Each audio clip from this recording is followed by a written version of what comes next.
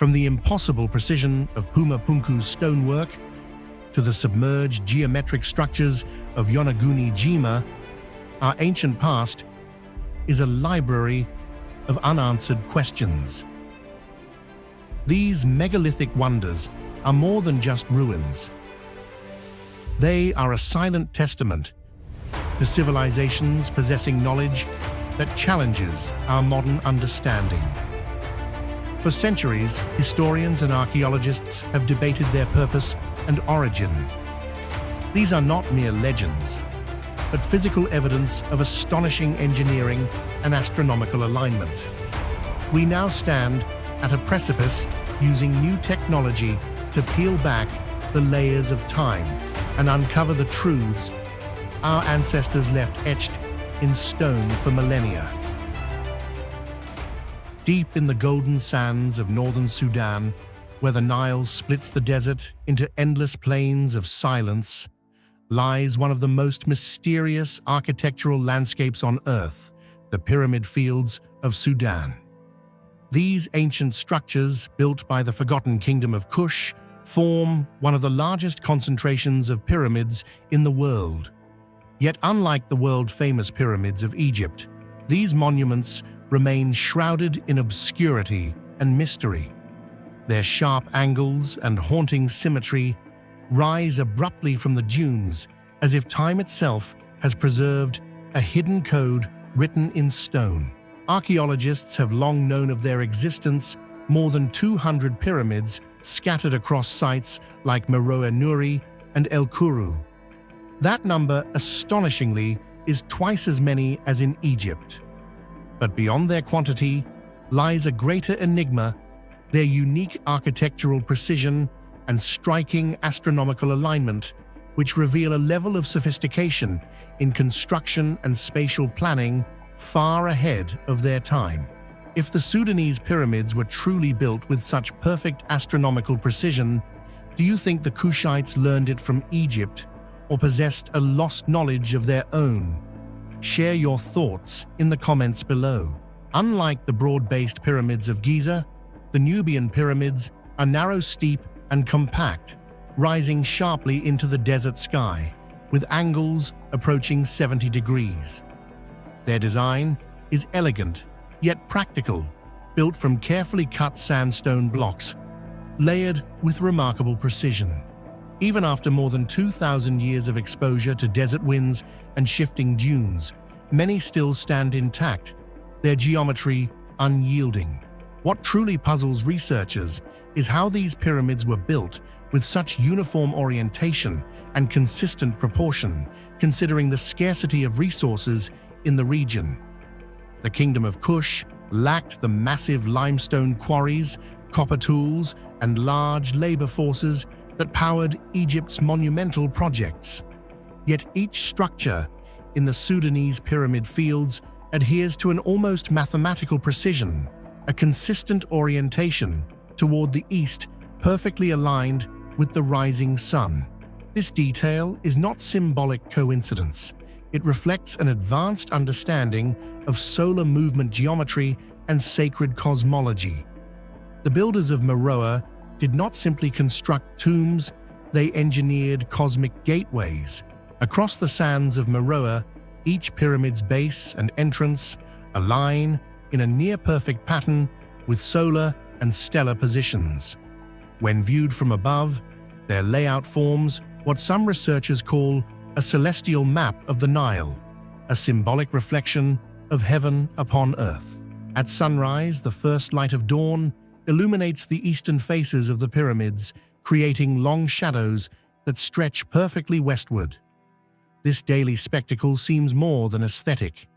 It mirrors the ancient Kushite belief that the soul's journey begins with the rising sun, symbolizing rebirth, renewal, and eternal life. Astronomers studying the site have noted that certain pyramids correspond to the solstitial points similar to solar temples in other ancient civilizations. Yet no written record survives to explain the exact reasoning behind these orientations. Was it purely religious? Or did it encode something deeper? Perhaps a calendar system or a form of celestial navigation across the desert. To this day, the precision of the alignments continues to astonish. Without metal instruments or advanced surveying tools, how could the builders achieve such geometric harmony? No remnants of compasses, measuring rods, or detailed architectural plans have ever been found. Yet their accuracy rivals even modern laser surveys. Some archaeologists suggest that the Kushites might have used shadows cast by obelisks or rope-stretched surveying grids. Others believe they employed a stellar-based navigation system, aligning structures by observing specific constellations, a practice perhaps inherited from ancient Egyptian priests, but perfected in their own unique way.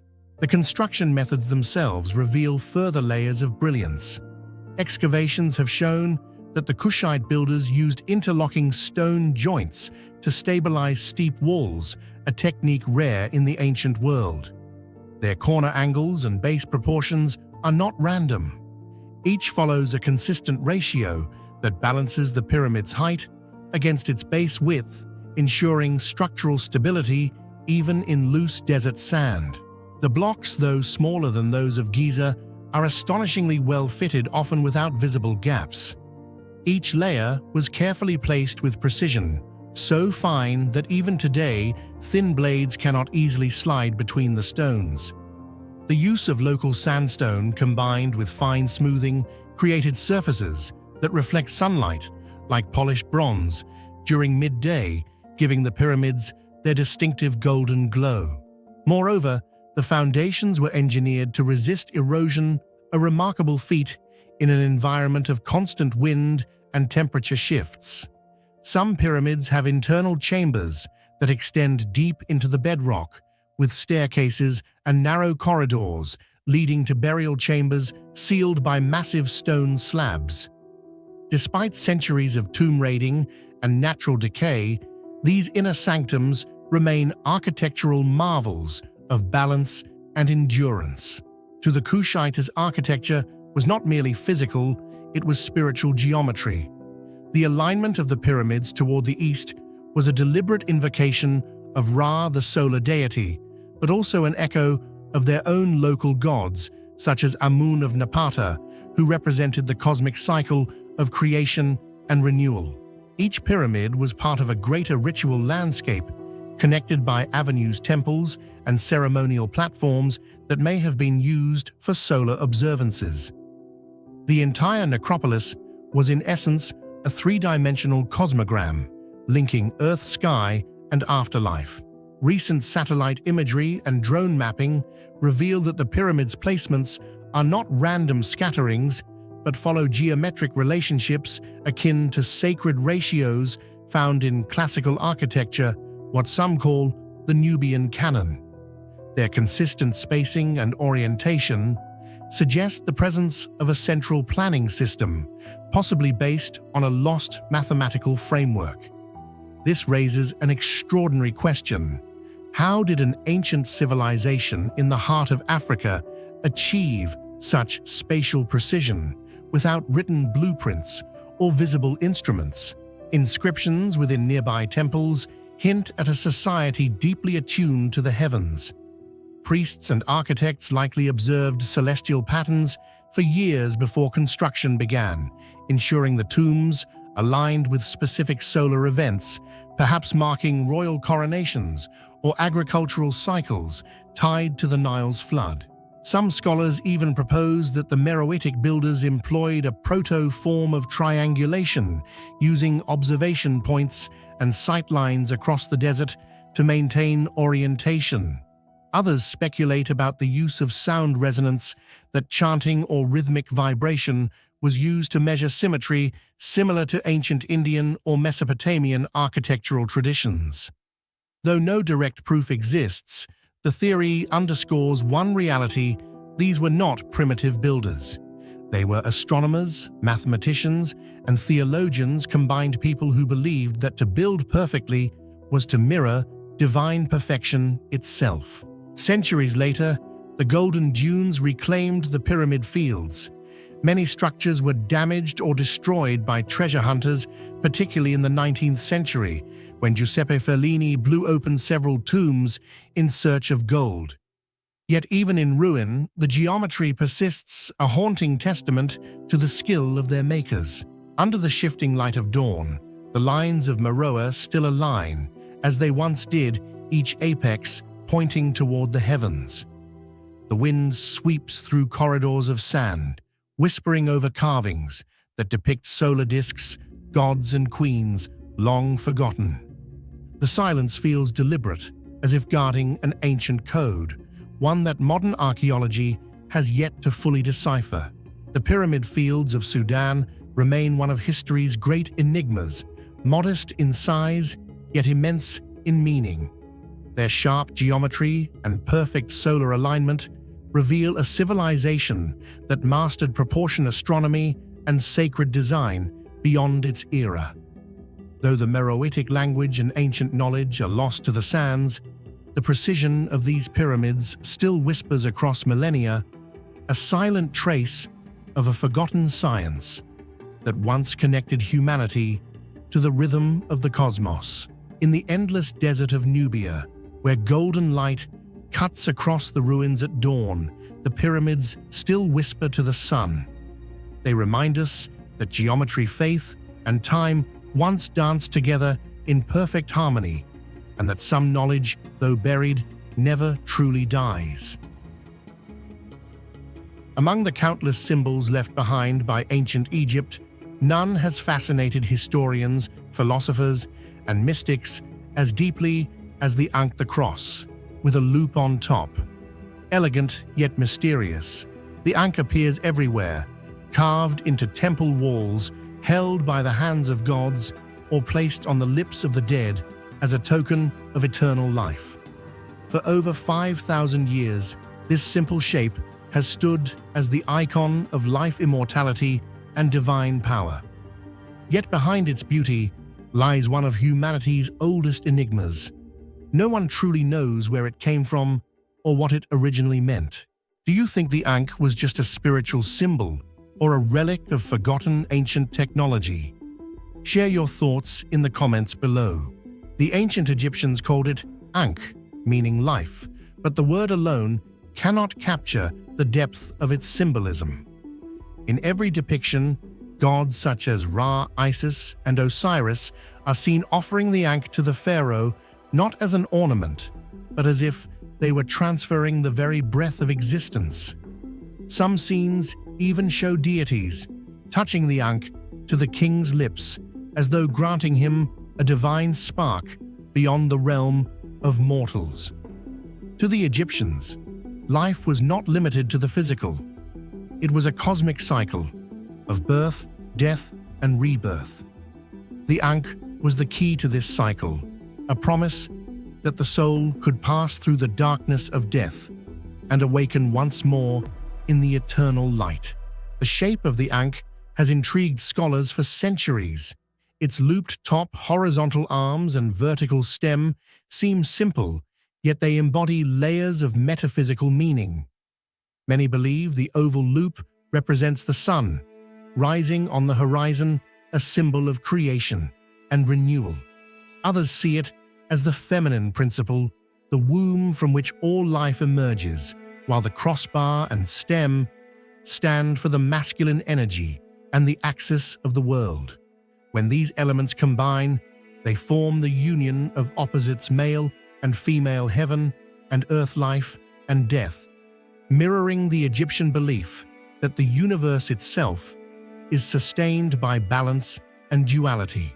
Over the centuries, countless interpretations have been proposed. Some call it the key of life, while others name it the knot of immortality. In certain temples, priests would wear the Ankh on their chest during rituals of resurrection, believing that it could open the gates between worlds. Even mummified pharaohs were buried with miniature Ankhs among their amulets, a silent hope that they would walk again in the field of reeds, the Egyptian paradise. But perhaps the most captivating mystery lies not in what the Ankh represented, but where it came from. Despite decades of research, no definitive explanation for the Ankh's origin exists. Unlike many Egyptian symbols, which evolved gradually from older hieroglyphs, the Ankh seems to have appeared suddenly fully formed and already sacred. Its earliest known depictions date back over 5,000 years during the First Dynasty, yet even then, it was already treated as divine. There are no known transitional designs, no earlier prototypes carved in pre-dynastic art, no myth clearly describing its invention. One of the earliest theories suggested that the Ankh was a sandal strap, a literal object turned symbol. Ancient Egyptian sandals had loops that resembled the upper circle and crossbar of the Ankh.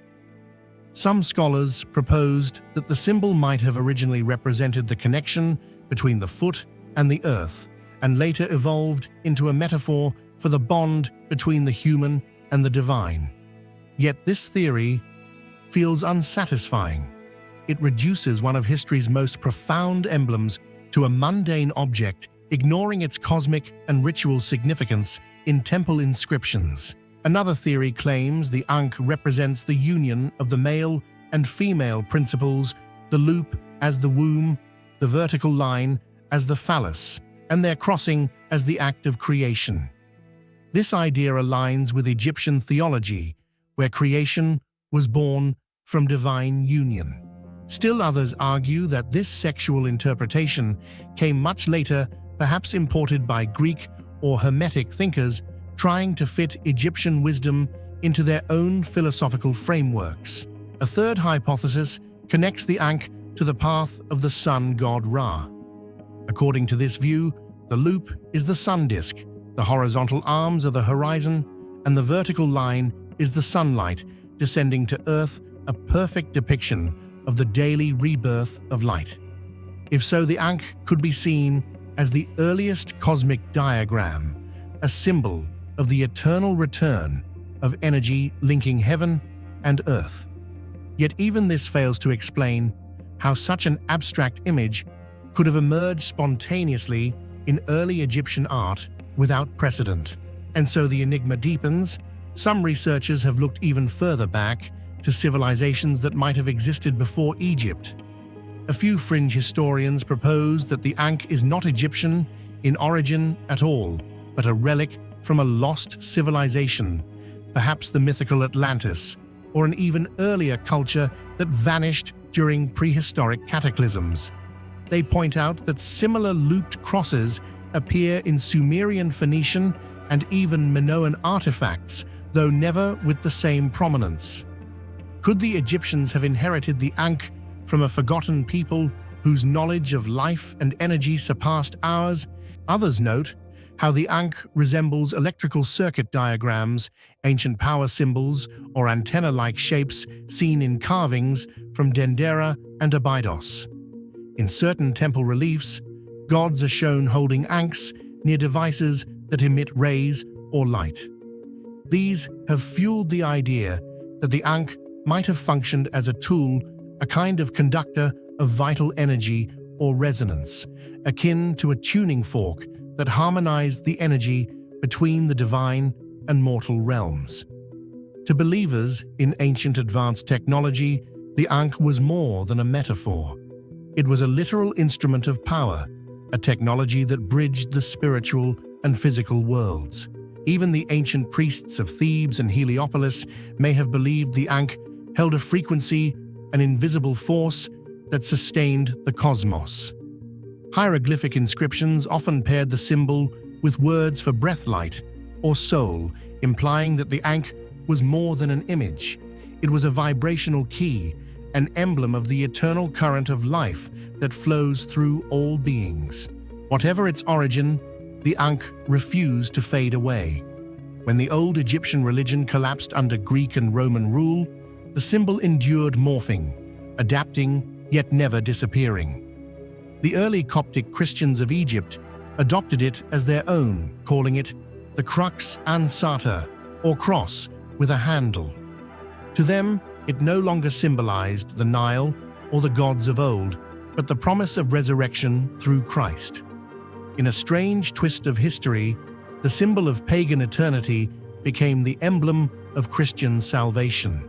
During the Renaissance, alchemists and Hermetic philosophers rediscovered the Ankh, interpreting it as the key to hidden knowledge, a cipher for the unity of matter and spirit. In modern times, it re-emerged in esoteric traditions, appearing in magic meditation and even pop culture. From the jewelry of spiritual seekers to the tattoos of artists, the Ankh continues to embody a universal longing for immortality and meaning. Even after 5 millennia, the Ankh remains one of humanity's greatest mysteries, a bridge between the mortal and the divine. To some, it is the key of life. To others, a relic of forgotten knowledge. It embodies the Egyptian belief that symbols were alive, carrying energy and purpose. The Ankh spoke of our deepest desire to live forever, to understand creation itself. Yet its true origin remains hidden. Was it born from nature's sacred geometry or a lost civilization? Like the loop atop its form, the mystery of the Ankh is endless, a circle with no beginning and no end. More than 13,000 years ago, long before the rise of cities, kingdoms, or written words, a remarkable people roamed the ancient landscapes of North America. They were hunters, toolmakers, and explorers, the bearers of what archaeologists would later call the Clovis culture.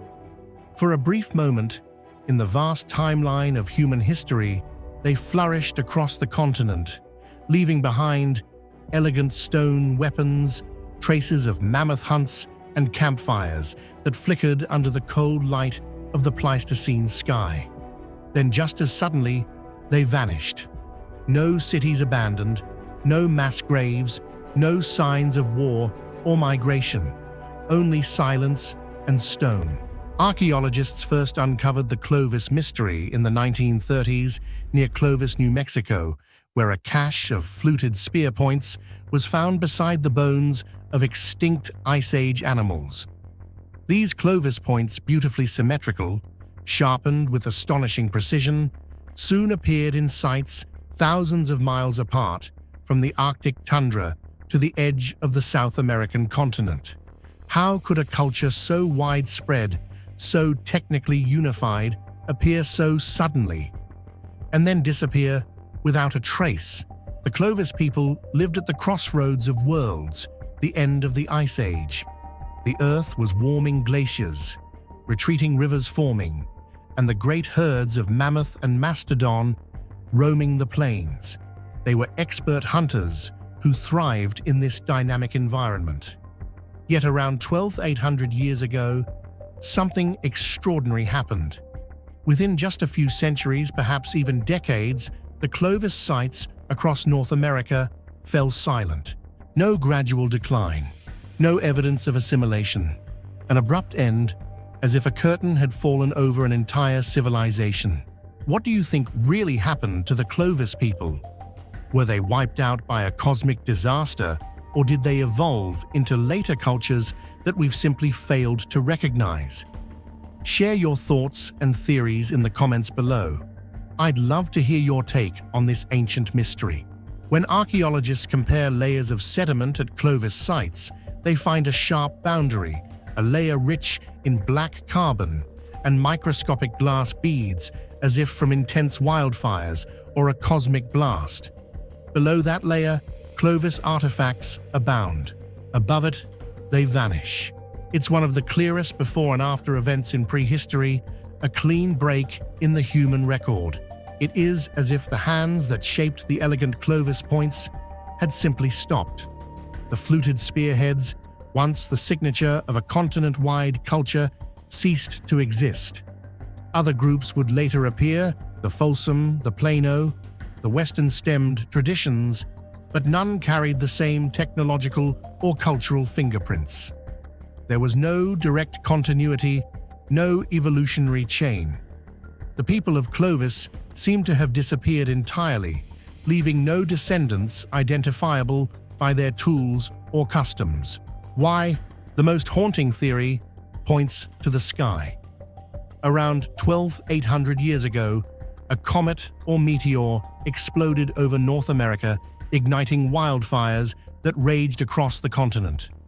This event, known as the Younger Dryas impact hypothesis, might have unleashed shockwaves of destruction, burning forests, melting glaciers, and plunging the world back into a mini ice age that lasted over 1,000 years. The evidence is eerie. Across dozens of Clovis sites, scientists have found nanodiamonds, magnetic spherules, and rare elements like iridium, the same clues that mark other cosmic impacts in Earth's history. In the same layer, charcoal deposits indicate massive fires, perhaps large enough to darken the skies. If this truly occurred, the environmental collapse would have been catastrophic. Megafauna mammoths, mastodons, saber-toothed cats perished, and the humans who depended on them vanished too. The Clovis people, who had once mastered the frozen plains, may have faced a world that changed overnight. Rivers froze, herds died, food disappeared. A hunter culture built on mobility and megafauna hunting had no time to adapt. In the span of a few generations, their entire way of life may have been erased. The Younger Dryas period that followed marked one of the most abrupt climate reversals in geological history. Average temperatures dropped dramatically across the northern hemisphere. The world's ecosystems reorganized. Grasslands turned to tundra-fertile plains to frozen deserts. To survive, small bands of humans would have been forced to migrate or starve. Those who remained might have abandoned the grand Clovis spearheads, replacing them with smaller, more adaptable tools suited for smaller prey. Over centuries, these survivors could have evolved into the Folsom or later Paleo-Indian cultures, but without the clear technological lineage, the Clovis identity faded into myth. What makes their disappearance so mysterious is not just that they vanished, but how abruptly they did, leaving no transitional phase, no hybrid tools, no overlap. It's as if an entire cultural memory was wiped clean. DNA studies reveal that the Clovis people were genetically related to the ancestors of today's indigenous peoples of the Americas. Yet their material culture, their tools, symbols, and traditions stopped abruptly. The same genes continued, but the culture vanished. This paradox fascinates scientists: a genetic continuity without cultural continuity. It's as if the descendants of Clovis survived biologically, but their identity, rituals, and knowledge were lost to disaster or trauma. Something so devastating that it severed memory itself. Adding to the enigma, discoveries from sites such as Monteverde in Chile and Topper in South Carolina suggest that humans may have lived in the Americas before Clovis, perhaps thousands of years earlier. If true, then the Clovis people were not the first, but rather a flourishing offshoot of an older, deeper human presence, one that also might have been reshaped or erased by cataclysm. This view turns the mystery of their disappearance into something even larger, a pattern of civilizations rising and falling long before recorded history began. When archaeologists study the Clovis sites today, they marvel at the consistency and elegance of the tools, symmetrical fluting that required both strength and artistry. These were not crude hunters. They were technological innovators of their age. Their sudden disappearance, therefore, feels like losing a chapter of human brilliance. Imagine standing in a Clovis camp 13,000 years ago. The mammoth bones towering beside the fire, spears resting in the snow, children playing while elders knap stone into perfect blades. The next generation would never see it again. Within decades, the ice returned, the herds vanished, and the fires went out. What remained sank into the soil, preserved beneath a layer of black carbon, a silent record of a people who lived and died at the edge of the Ice Age. The Clovis culture remains one of archaeology's deepest enigmas, a reminder that human history is fragile and easily erased by nature or catastrophe. Their tools reveal intelligence and artistry, yet their sudden disappearance shows how thin the thread of civilization truly is. Perhaps they didn't vanish, but transformed beyond recognition, or were destroyed so swiftly that even memory was lost. Today, each Clovis spear point is a whisper from a vanished world, reminding us how little we truly know about those who came before. When we think of ancient Egypt, we think of pyramids, colossal monuments rising from the sands, eternal symbols of divine kingship and human genius. And standing above them all, both in size and in mystery, is the Great Pyramid of Giza, built for Pharaoh Khufu over 4,500 years ago. It is the last remaining wonder of the ancient world, a structure so perfect in its geometry and alignment that even with today's technology, it continues to humble modern engineers. Yet behind its monumental precision hides an unsolved riddle that has haunted archaeologists for centuries. The mummy of Pharaoh Khufu has never been found. Do you think Pharaoh Khufu's real tomb is still hidden somewhere beneath the sands of Giza, or was it never meant to exist at all? Share your thoughts in the comments below. Khufu's pyramid was not only the largest ever built, but also the most precisely aligned structure on Earth. Its base is nearly a perfect square, each side measuring roughly 230 meters, and its alignment with true north deviates by only 1/15 of a degree. The joints between its 2 million limestone blocks, each weighing up to 15 tons, are so tight that a human hair could hardly fit between them. For thousands of years, it has stood against earthquakes, storms, and time itself. But when explorers finally broke into its inner sanctum, expecting to find the golden coffin of the great pharaoh, they encountered something utterly shocking: emptiness. Inside the grand gallery, past narrow shafts and massive granite plugs, lies the so-called King's Chamber, a room built of flawless red granite transported from quarries hundreds of kilometers away. In its center sits a rectangular sarcophagus carved from a single block of Aswan granite. It is huge, heavy, and exquisitely polished, yet completely empty. No lid, no body, no artifacts, no inscriptions, just a silent hollow stone box, like a coffin, waiting for an occupant who never arrived.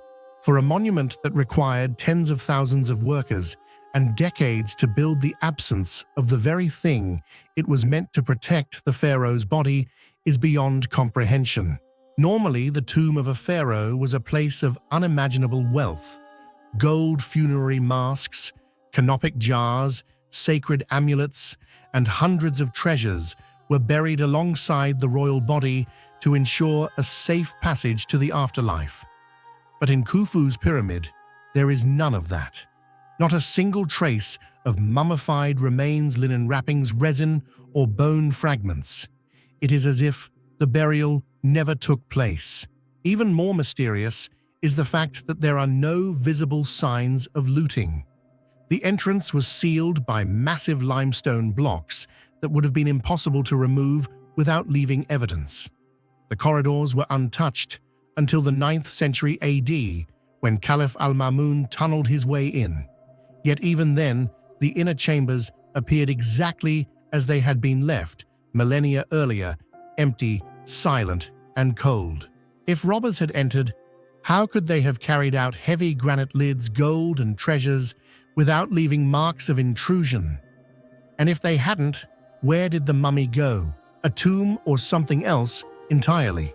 This puzzle has led some researchers to an unsettling idea. What if the Great Pyramid was never a tomb at all? Unlike the richly decorated tombs of the Valley of the Kings, Khufu's pyramid has no hieroglyphs, no funerary scenes, no spells from the Book of the Dead. It is a temple of mathematics and stone, not of ritual or religion. Every surface is austere, every line deliberate. To some, this suggests the pyramid may have served a purpose far greater or stranger than a royal grave.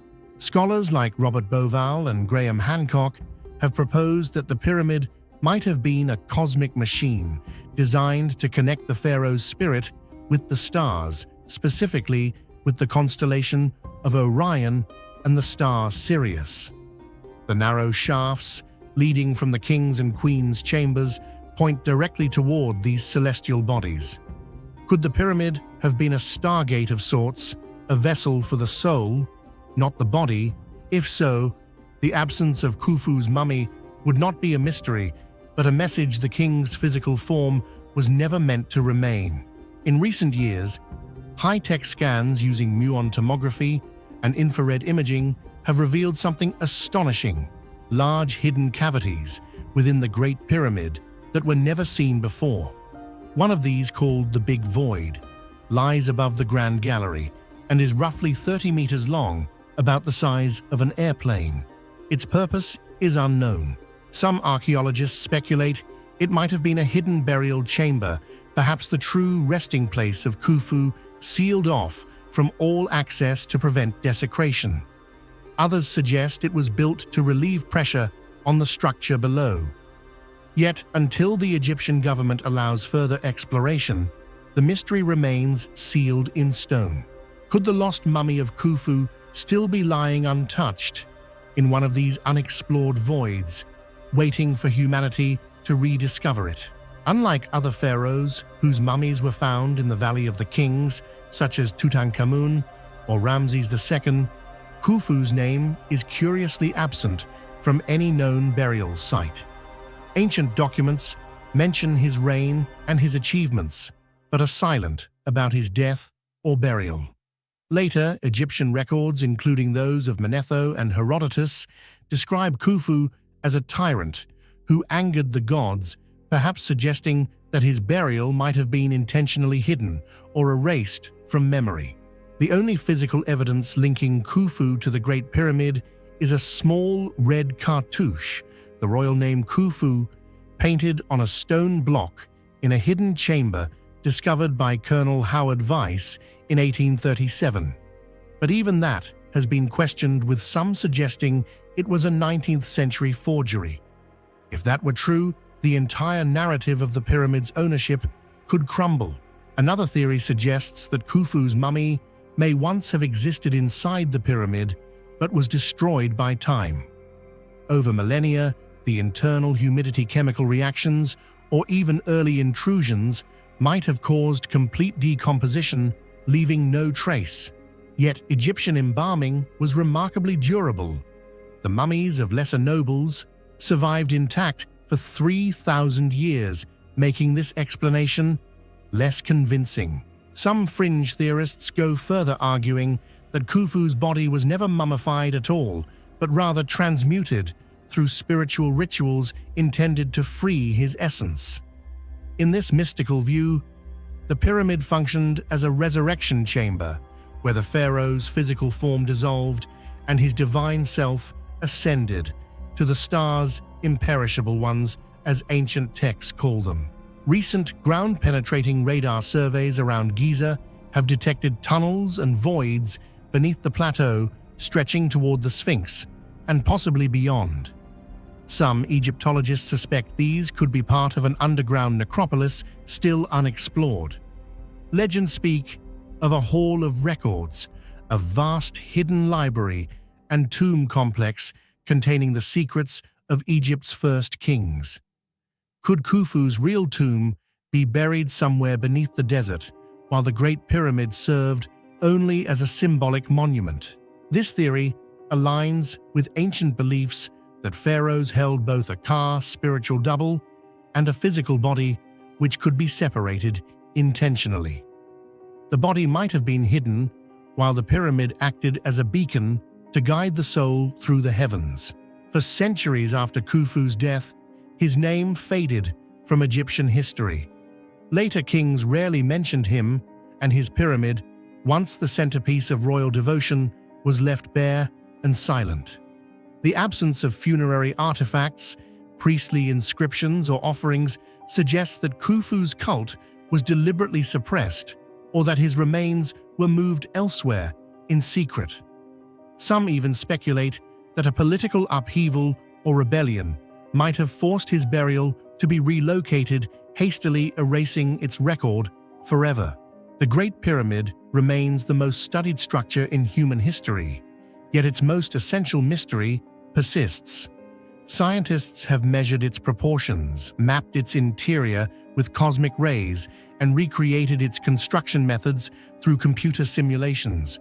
But the simple question, "Where is Khufu?" remains unanswered. The emptiness of the king's chamber might not be an accident, but a message carved in stone, a statement about transcendence, eternity, or power. Perhaps the builders wanted us to look not for bones and gold, but for understanding, to realize that the pyramid itself is the mummy, an immortal shell preserving the idea of Khufu's divinity. The Great Pyramid of Giza, built for Pharaoh Khufu, remains one of humanity's greatest enigmas. Perfect in structure, yet empty within it, holds no mummy, no treasure, only silence. The sarcophagus lies bare, as if waiting for a king who never came. Was it looted hidden, or never meant to contain a body at all? Perhaps the pyramid itself was Khufu's true tomb, a symbol of eternity rather than death. As it stands, flawless and silent against time, the absence of Khufu's mummy reminds us that some mysteries were never meant to be solved. Across continents, languages, and millennia, one story refuses to fade, a tale of water rising beyond imagination, of God's wrath or nature's fury sweeping away all life until only a handful survived. It is the story of the Great Flood, a myth so widespread, so eerily similar, that it has haunted historians, theologians, and scientists for centuries. How could cultures separated by oceans, by time, and by total isolation have described the same cataclysm, the same flood that destroyed humanity, from the sands of Mesopotamia to the peaks of the Andes, from Aboriginal Australia to the icy lands of the Inuit? The flood myth repeats itself like an echo from a forgotten world. Do you believe the Great Flood was just a shared myth or a real event remembered by ancient civilizations? Share your thoughts in the comments below. The most astonishing aspect of the Great Flood myths is their universality. The Mesopotamian epic of Gilgamesh, written around 2000 BC, describes Utnapishtim, who built a massive boat to survive the gods' flood, a story nearly identical to Noah's Ark in the Hebrew Bible, written centuries later. But the similarity doesn't stop there. In ancient Greece, Deucalion and Pyrrha were warned by the Titan Prometheus of an approaching deluge sent by Zeus to punish humanity. They built a chest-like vessel and survived repopulating the earth after the waters receded. In Hindu tradition, Manu, the first man, was told by a fish, actually the god Vishnu, to build a boat before a cosmic flood covered the world. The fish guided the boat to safety on a mountain peak. Across the Pacific, the Maori people of New Zealand tell of Ruatapu, who flooded the world to destroy mankind, sparing only a few survivors. In China, the story of Yu the Great tells of a hero who tamed a massive flood, sent by heaven, and founded the Xia dynasty after the waters withdrew. Even among Native American tribes, the pattern reappears. The Cree Ojibwe, Maya, Inca, and Hopi all tell of gods or spirits sending water to cleanse the world of corruption. A few chosen humans survived, often on a mountain, on a raft, or inside a hollow log. No other myth, not of fire, war, or divine creation, appears in such consistent detail across every inhabited continent. Everywhere the flood comes, suddenly punishes arrogance, spares the humble, and marks the rebirth of humanity.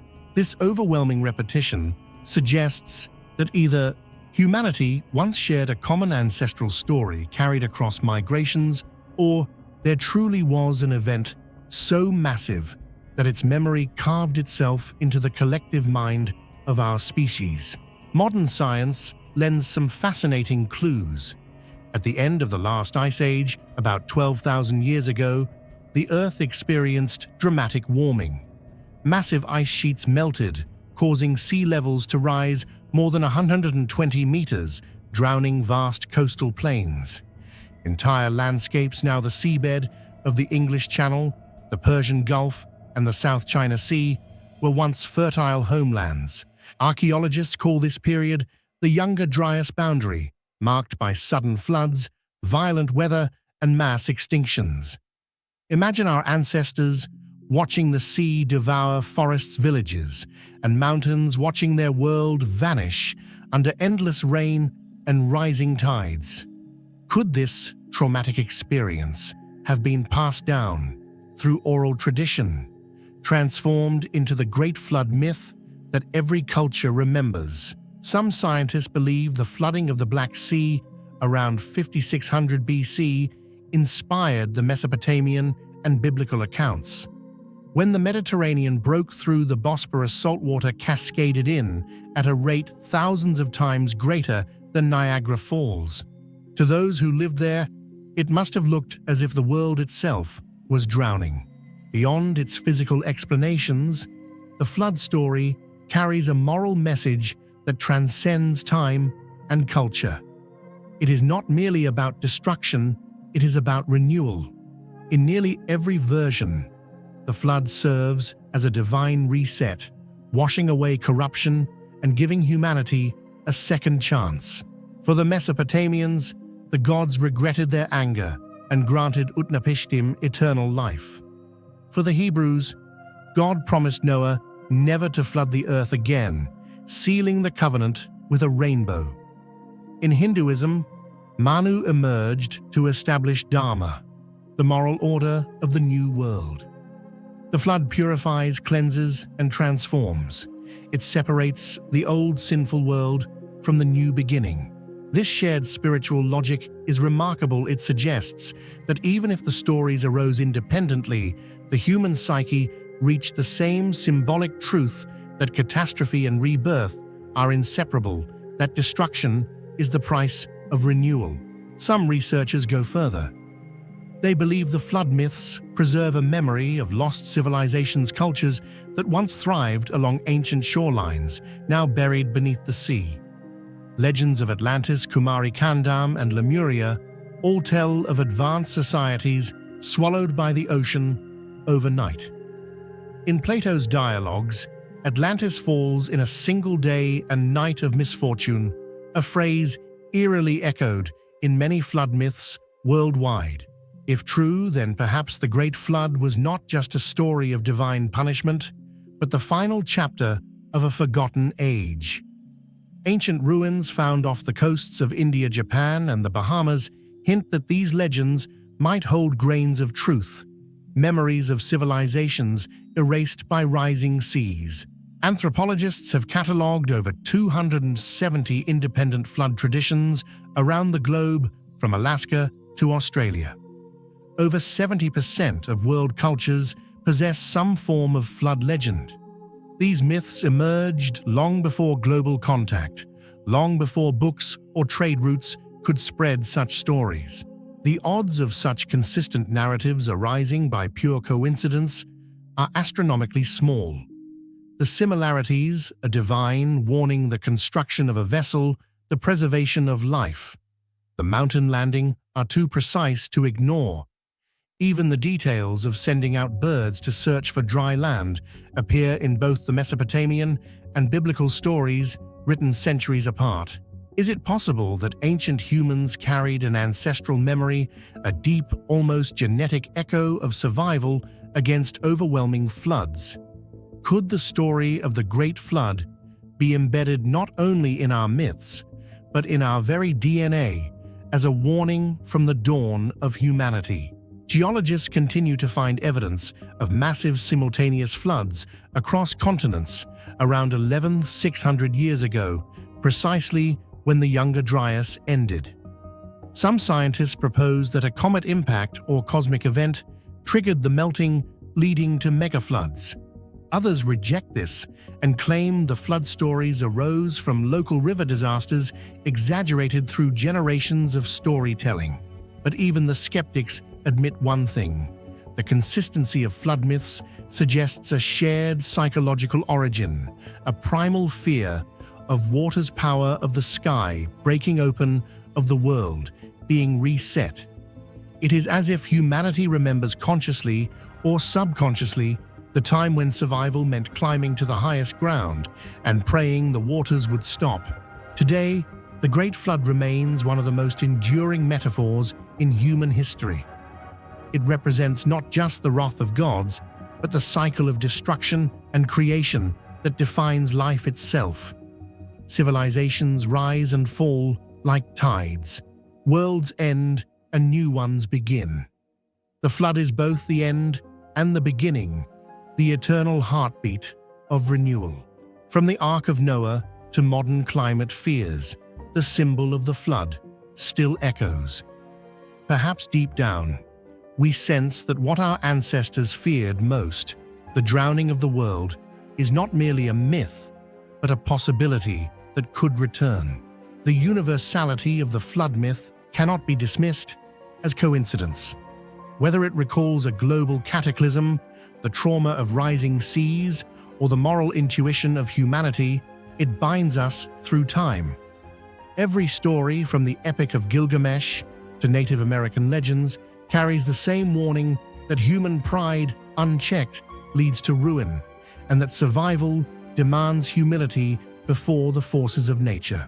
Maybe the reason these myths exist everywhere is simple, yet profound. The flood happened, not just in the world, but in our collective memory. Water remembers, and so do we. For thousands of years, humankind has searched for a place that may never have existed. A paradise said to be the cradle of our creation, a garden of eternal peace and divine harmony. The Garden of Eden, described in the book of Genesis, is perhaps the most powerful symbol of innocence and perfection ever recorded in human memory. Yet beneath its spiritual meaning lies a mystery that continues to fascinate scholars, theologians, and explorers alike. Could Eden have been a real place on Earth? Do you believe the Garden of Eden truly existed on Earth, or is it only a sacred symbol within the human mind?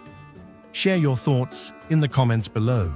At first glance, the Garden of Eden seems to belong purely to the realm of myth. It is where Adam and Eve were formed from dust, where they lived under the grace of God before tasting the forbidden fruit and being cast out into the harsh world. But the ancient text gives a surprisingly specific description of its geography, a detail that has intrigued generations of researchers who suspect that Eden may have been inspired by a real location. According to Genesis 2:10-14, a river flowed out of Eden to water the garden, and from there it divided into 4 separate rivers: Pishon, Gihon, Tigris, also called Hiddekel, and Euphrates. 2 of these rivers, the Tigris and Euphrates, are known today. They still flow through modern Iraq, Syria, and Turkey, the very heart of ancient Mesopotamia, one of the earliest cradles of civilization. This simple connection between the biblical description and real geography has fueled the belief that the Garden of Eden could once have existed somewhere in this region, where the world's first cities and writing systems emerged thousands of years later. If this is true, the implications are extraordinary. It would mean that the biblical writers were describing an ancient memory of a real landscape, a lush, fertile world that once existed at the dawn of civilization. Some even propose that the story of Eden was born from a deep cultural memory of humanity's transition from a wild, natural existence into the structured life of agriculture, a paradise lost not in heaven, but on earth. Yet even with the Tigris and Euphrates identified, The mystery remains, where are the other two rivers? The Pishon and Gihon have never been found with certainty, and this absence has led to endless debate. Some scholars suggest that Pishon could correspond to a now dry riverbed, possibly Wadi Batin or Wadi Rimma, ancient channels that once flowed across the Arabian Peninsula into the Persian Gulf. Others argue that Gihon might be the Nile River, which would place Eden somewhere in Africa. Still others believe these rivers once existed, but vanished after massive shifts in the Earth's climate and sea levels following the last ice age. Modern technology has brought surprising new clues. Satellite imagery has revealed ancient dried riverbeds beneath the sands of Arabian networks that seem to match the description of a river that went around the whole land of Havilah, where there is gold, just as Genesis describes the Pishon. If these channels once carried water thousands of years ago, then the region near the Persian Gulf could indeed have been a fertile plain, a kind of hidden paradise now submerged under the sea. This leads to one of the most compelling hypotheses of all, that the Garden of Eden lies beneath the Persian Gulf. During the last ice age, sea levels were far lower than today, exposing vast areas of land between modern-day Iran, Kuwait, and the Arabian Peninsula. Geological evidence indicates that around 8,000 years ago, rising seas gradually flooded this region, creating the Gulf as we know it today. Before the flood, this valley may have been a lush green basin, nourished by the Tigris-Euphrates and other ancient rivers, a perfect cradle for early human settlement. When the waters rose, it would have felt like the world itself was drowning a memory that could have inspired both the story of the Great Flood and the myth of humanity's exile from paradise. But Mesopotamia is not the only candidate. Some researchers point northward to the Armenian highlands near the mountains of Ararat, where the Bible says Noah's Ark came to rest after the flood. The headwaters of the Tigris and Euphrates both rise in this region, surrounded by fertile valleys and snow-fed streams. Ancient Mesopotamian myths often spoke of sacred mountains where the gods lived, and some scholars argue that Eden could have been imagined as such a highland sanctuary, a place where the first people walked among the divine. Others have looked to ancient Dilmun, mentioned in Sumerian texts, as a pure, bright land where sickness and death were unknown. The parallels with the biblical Eden are striking. Dilmun was said to lie at the mouth of the rivers, which could correspond to the Persian Gulf area, where the Tigris and Euphrates meet the sea. Archaeological remains from Bahrain and Eastern Arabia suggest the existence of a thriving Bronze Age civilization that traded with Mesopotamia. Could Dilmun and Eden have been two names for the same lost paradise, one remembered through religion, the other through history? Despite these fascinating theories, the search for Eden is complicated by the passage of time and the layered meanings of the story itself. The Book of Genesis was never intended to serve as a geographical map. Its narrative is symbolic, spiritual, and deeply philosophical. For believers, Eden represents a state of divine innocence, a perfect harmony between humanity and creation, untainted by sin. For scholars, it may represent an allegory for humanity's awakening, the moment we became aware of knowledge, morality, and mortality. Yet the specificity of the text, the mention of 4 rivers gold, bdellium, and onyx stone, makes it hard to dismiss the possibility that it was inspired by a real environment that ancient people once knew. Indeed, the landscape of southern Mesopotamia offers an uncanny resemblance to the biblical account. Thousands of years ago, before the region turned arid, it was a maze of wetlands, rivers, and gardens known in Sumerian as the Eden, a word meaning plain or steppe. Archaeologists have uncovered traces of early human settlements, they're dating back more than 8,000 years showing evidence of irrigation systems, cultivated crops, and temples dedicated to fertility gods. It is tempting to imagine that these memories of abundance eventually evolved into the story of a perfect garden created by God. From a symbolic perspective, the Garden of Eden marks the boundary between nature and civilization, innocence and awareness. The four rivers could represent the spreading of life across the world, while the act of exile could symbolize humanity's separation from nature, a transition echoed in other ancient myths, from Sumerian Dilmun to Greek Arcadia. The universality of this theme suggests that Eden might not be confined to a single geographic location, but rather rooted in a shared memory of the world's earliest fertile lands when humanity first learned to cultivate the earth. Through the centuries, the true location of the Garden of Eden remains an unsolved mystery. From Mesopotamia to the Persian Gulf, every theory reflects humanity's longing to rediscover its origins. Perhaps Eden was an oasis lost beneath the sea, or merely a sacred symbol of harmony between humankind and nature. Whether it is ever found or not, the true power of Eden lies in what it represents, a reminder that we once lived in purity and still yearn to return to that state. High in the tranquil hills of Himachal Pradesh, nestled in the heart of India's Kangra Valley, stands a temple that has baffled both believers and scientists for centuries, the Jwalaji Temple, also known as the Temple of the Eternal Flame. Unlike any other shrine in the world, this temple harbors a phenomenon so profound that it blurs the line between divine mystery and natural science, a flame that has burned continuously for thousands of years, without oil, without wick, and without a visible source of fuel. For those who have witnessed it, the experience is indescribable. Within the stone sanctum of Jwalaji, 9 tongues of blue flame flicker gently from cracks in the rock, glowing steadily as if fed by an invisible breath from the earth itself. The air is warm and charged, filled with the faint scent of burning air and melted stone.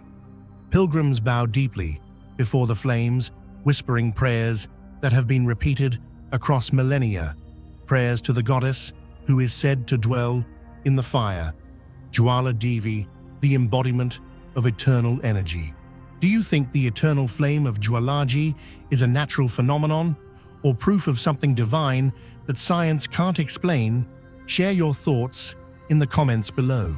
The central enigma of Jwalaji Temple is not its architecture or rituals, but the unending fire that refuses to extinguish.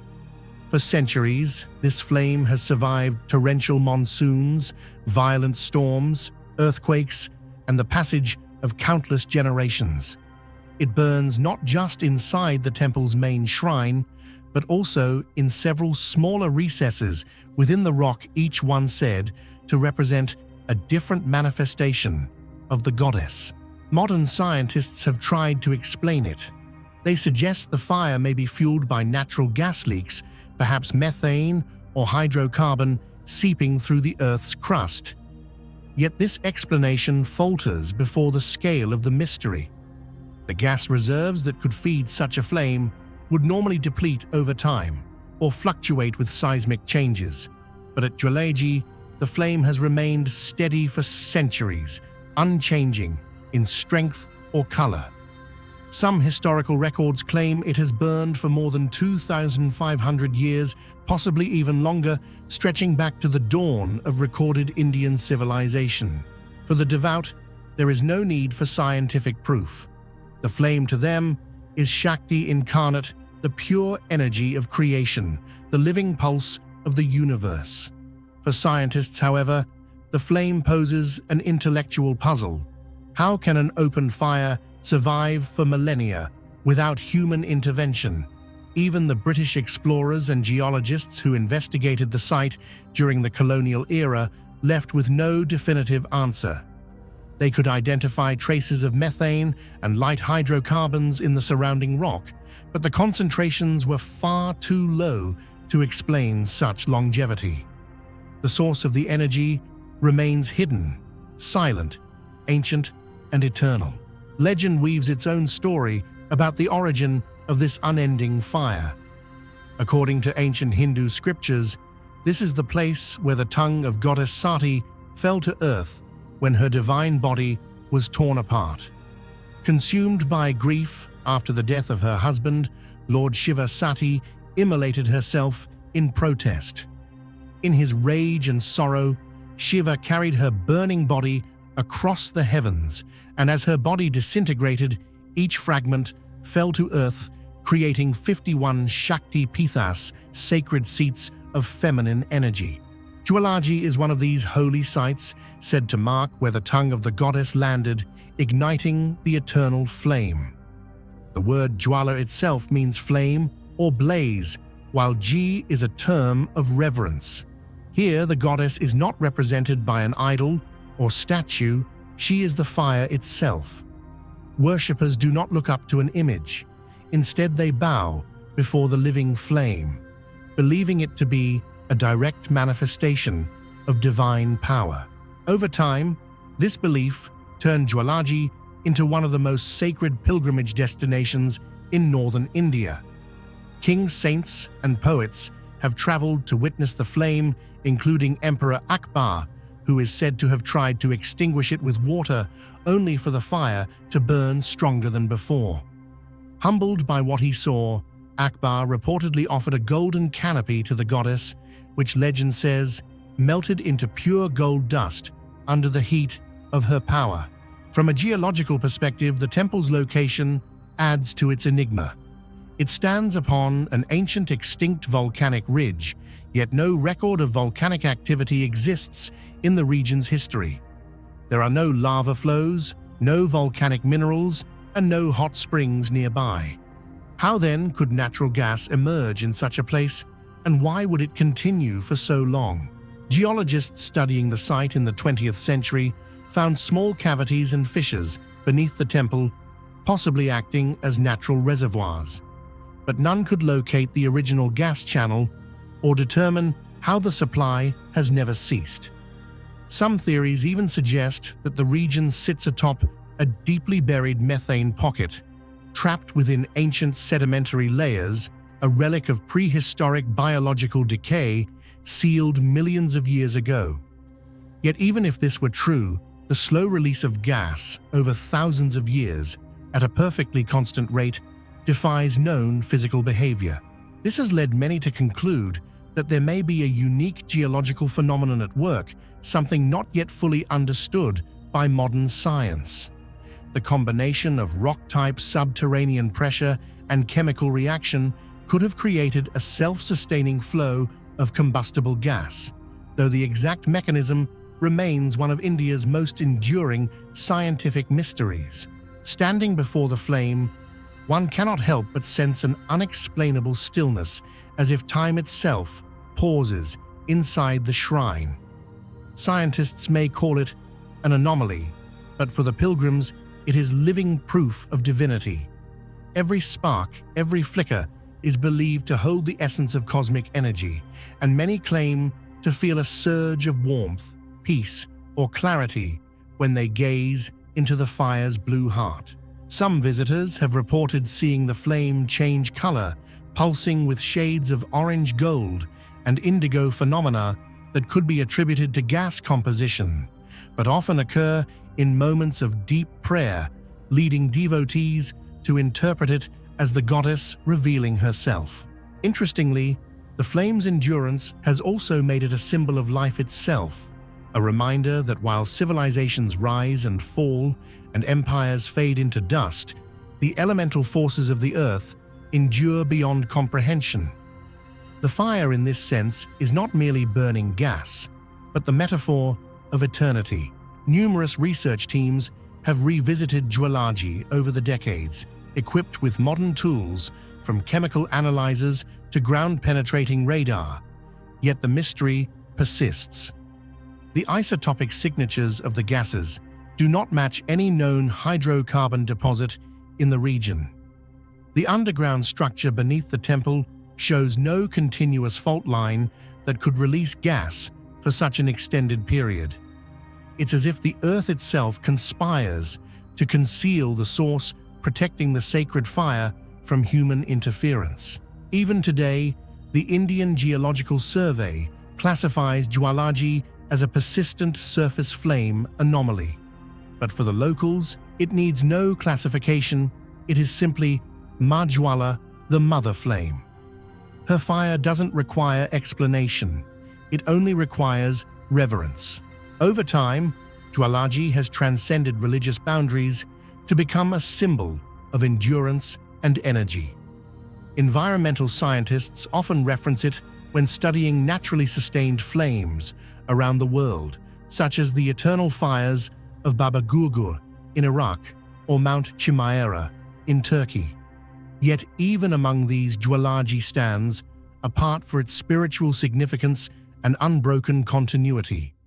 It is both a scientific phenomenon and a sacred wonder, bridging the rational and the mystical in a way few natural sites can.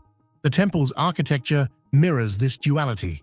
The sanctum is built with precision, its vents aligned to direct natural airflow, allowing the flames to burn calmly without being snuffed out by wind or trapped heat. The layout itself might have been intentionally designed by ancient engineers who somehow understood the underground gas dynamics, another testament to the lost knowledge of early Indian civilizations. Sitting before the eternal flame of Jwalaji is like gazing into history itself, a living relic reminding us that mystery still burns beneath the surface of science. For thousands of years, empires have risen and fallen, yet the flame endures untouched by time. Whether born of divine power or natural wonder, its light asks quietly, are all sacred things meant to be explained, or do some fires exist beyond human understanding?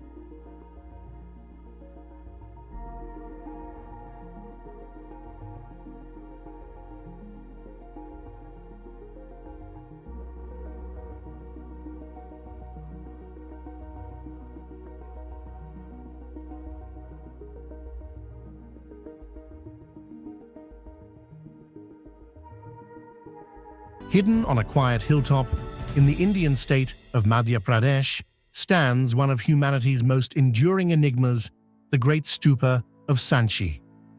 At first glance, it appears to be a simple mound of stone, serene and symmetrical.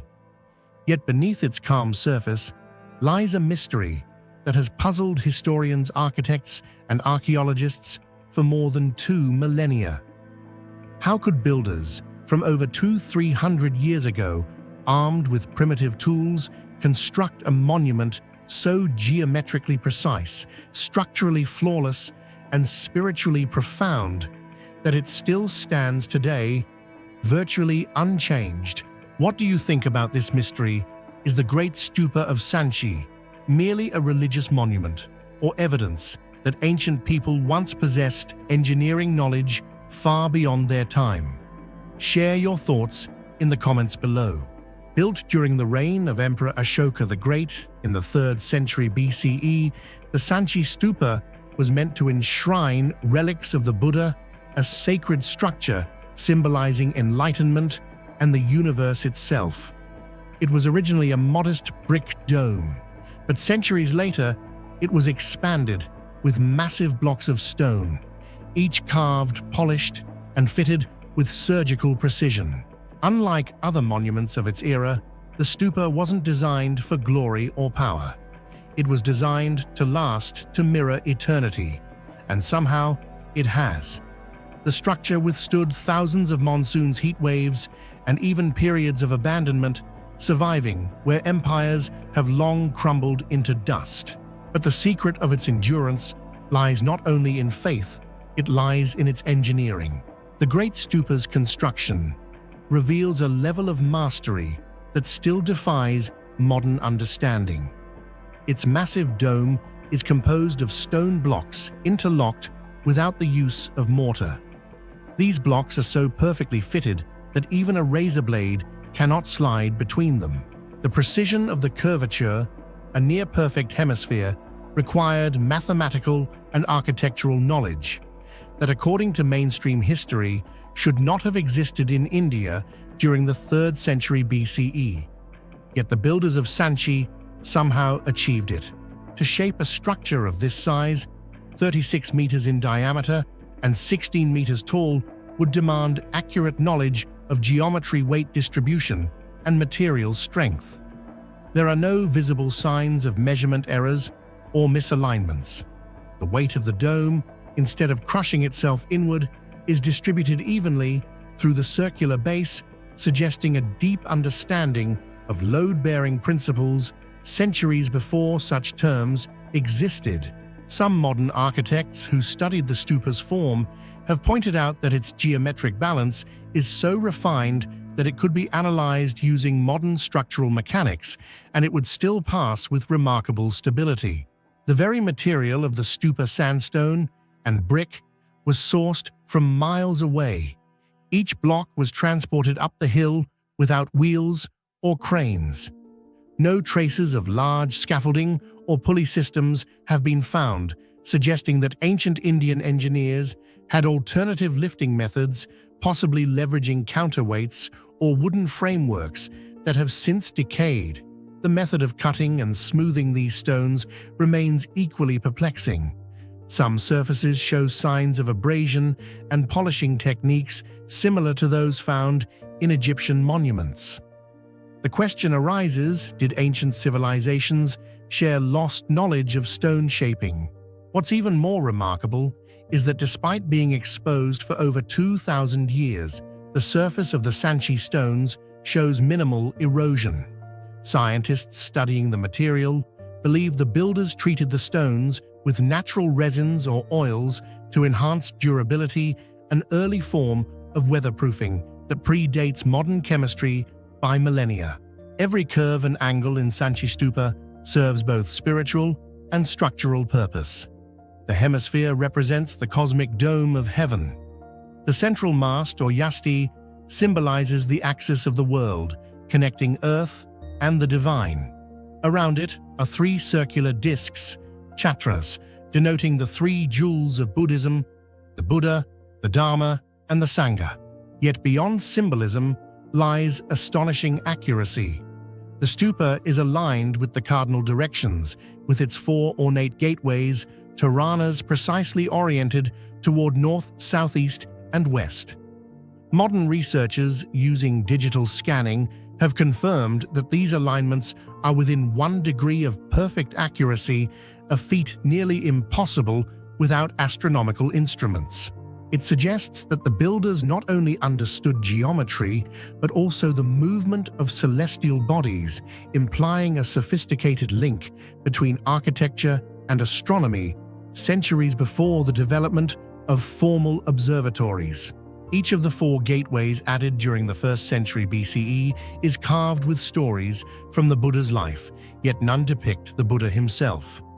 Instead, his presence is shown through symbols: a footprint, a tree, or an empty throne. From an engineering perspective, these gates are marvels of stonework. Standing over 8 meters tall, the massive horizontal beams are perfectly balanced atop slender columns without any iron reinforcements. Their stability, over 2 millennia, remains an architectural mystery. How did the builders calculate the exact center of gravity? How did they carve such intricate reliefs, some showing hundreds of human and animal figures, while ensuring the entire structure stayed balanced? Some archaeologists speculate that the artisans used early forms of load modeling, possibly observing the behavior of smaller wooden prototypes before replicating them in stone. Others propose that a lost mathematical tradition guided their proportions, a geometry of sacred ratios now forgotten. Visitors to the Sanchi Stupa often describe an inexplicable sense of peace, as if the monument itself radiates calm energy.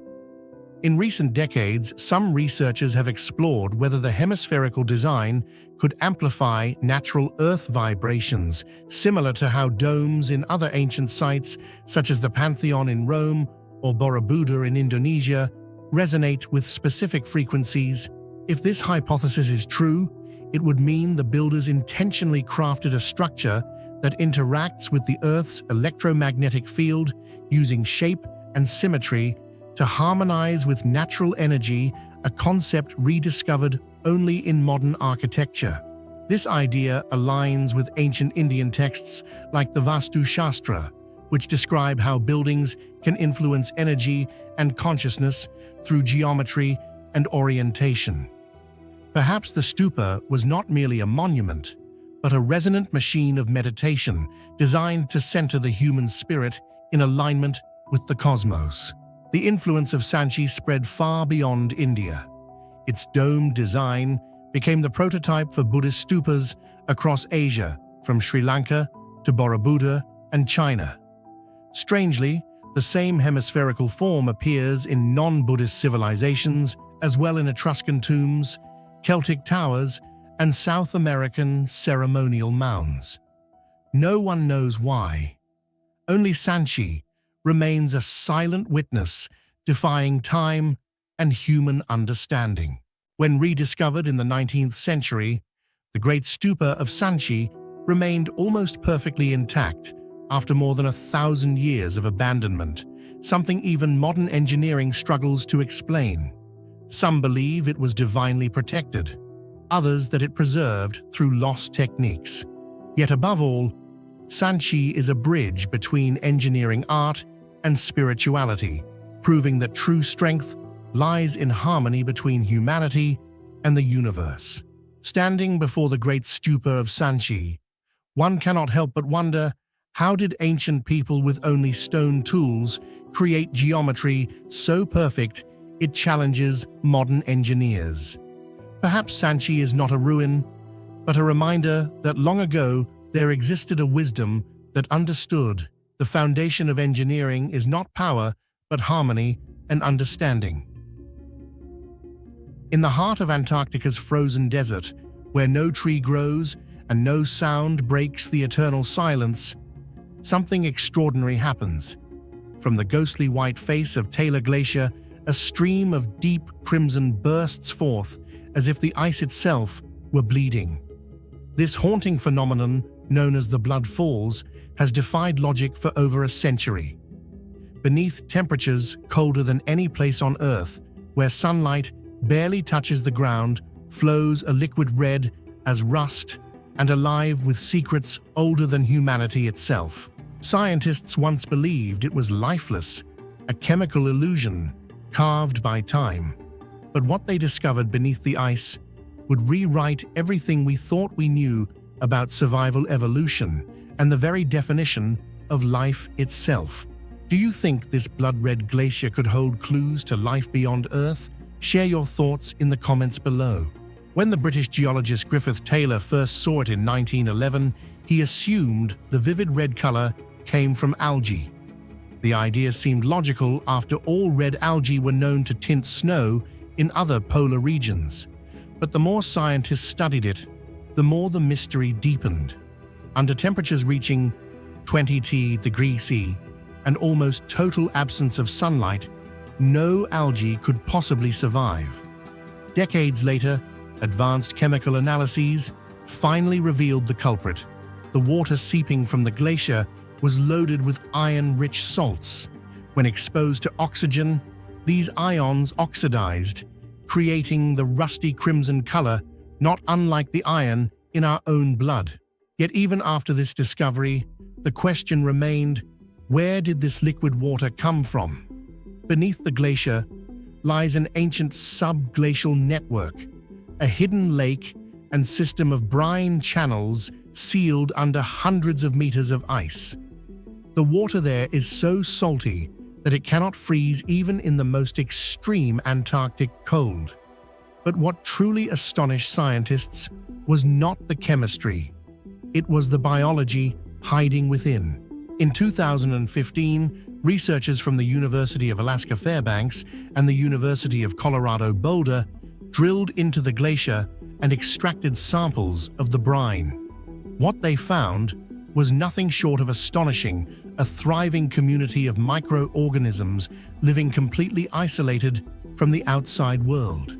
No sunlight, no oxygen, no fresh nutrients. These microbes had been trapped beneath the glacier for over 1.5 million years, surviving in conditions that would instantly kill most known forms of life. Instead of photosynthesis, these microscopic survivors evolved a radically different survival mechanism: chemotrophy. They drew energy not from light, but from the chemical reactions between iron and sulfur compounds in their environment. Essentially, they breathe iron and feed on minerals, producing life-sustaining energy in a world of darkness and ice. This form of metabolism is so rare and ancient that it might resemble how some of Earth's earliest life forms functioned billions of years ago before the atmosphere contained oxygen. To study them, scientists had to melt tiny samples of the frozen brine in sterile chambers, careful not to kill the fragile cells. Under the microscope, the microorganisms appeared ghostly and translucent, adapted to survive under high pressure and extreme salinity. They represented a living time capsule of ancient Earth, a glimpse into the era when life was still learning to adapt to a hostile planet. The discovery of microbial life in Blood Falls has profound implications that reach far beyond Antarctica. It challenges the very definition of what it means for a planet to be habitable. If life can exist in a lightless, oxygen-free, hypersaline pocket buried under kilometers of ice, then why not beneath the frozen crusts of other worlds? Astrobiologists immediately drew parallels to Europa, one of Jupiter's moons, and Enceladus, a moon of Saturn, both believed to hide vast subsurface oceans beneath their icy shells. These environments, like the brine beneath Taylor Glacier, may harbor alien microbes feeding on chemical energy instead of sunlight. The Blood Falls, in this sense, acts as a natural laboratory for astrobiology, offering clues about how life might endure on other planets. It proves that biology can flourish not only in the Goldilocks zone of warmth and light, but even in the silent darkness of a frozen abyss. NASA researchers have even studied the site as an analog for future missions. Instruments designed to detect biosignatures on Mars or Europa are tested against the microbial samples from Blood Falls because their chemical fingerprints iron oxidation, sulfur metabolism, trace organics could mirror what alien life might look like. Chemical analyses suggest that the brine feeding the Blood Falls could be the remnant of an ancient saltwater sea that once covered East Antarctica millions of years ago. As glaciers advanced, this sea became trapped underground, cut off from sunlight and surface life. Over millennia, the water concentrated its salts and metals, creating a chemical environment completely unlike anything at the surface. Within this isolation, evolution took its own course. The microbial ecosystem became self-sustaining, recycling limited nutrients over geological time.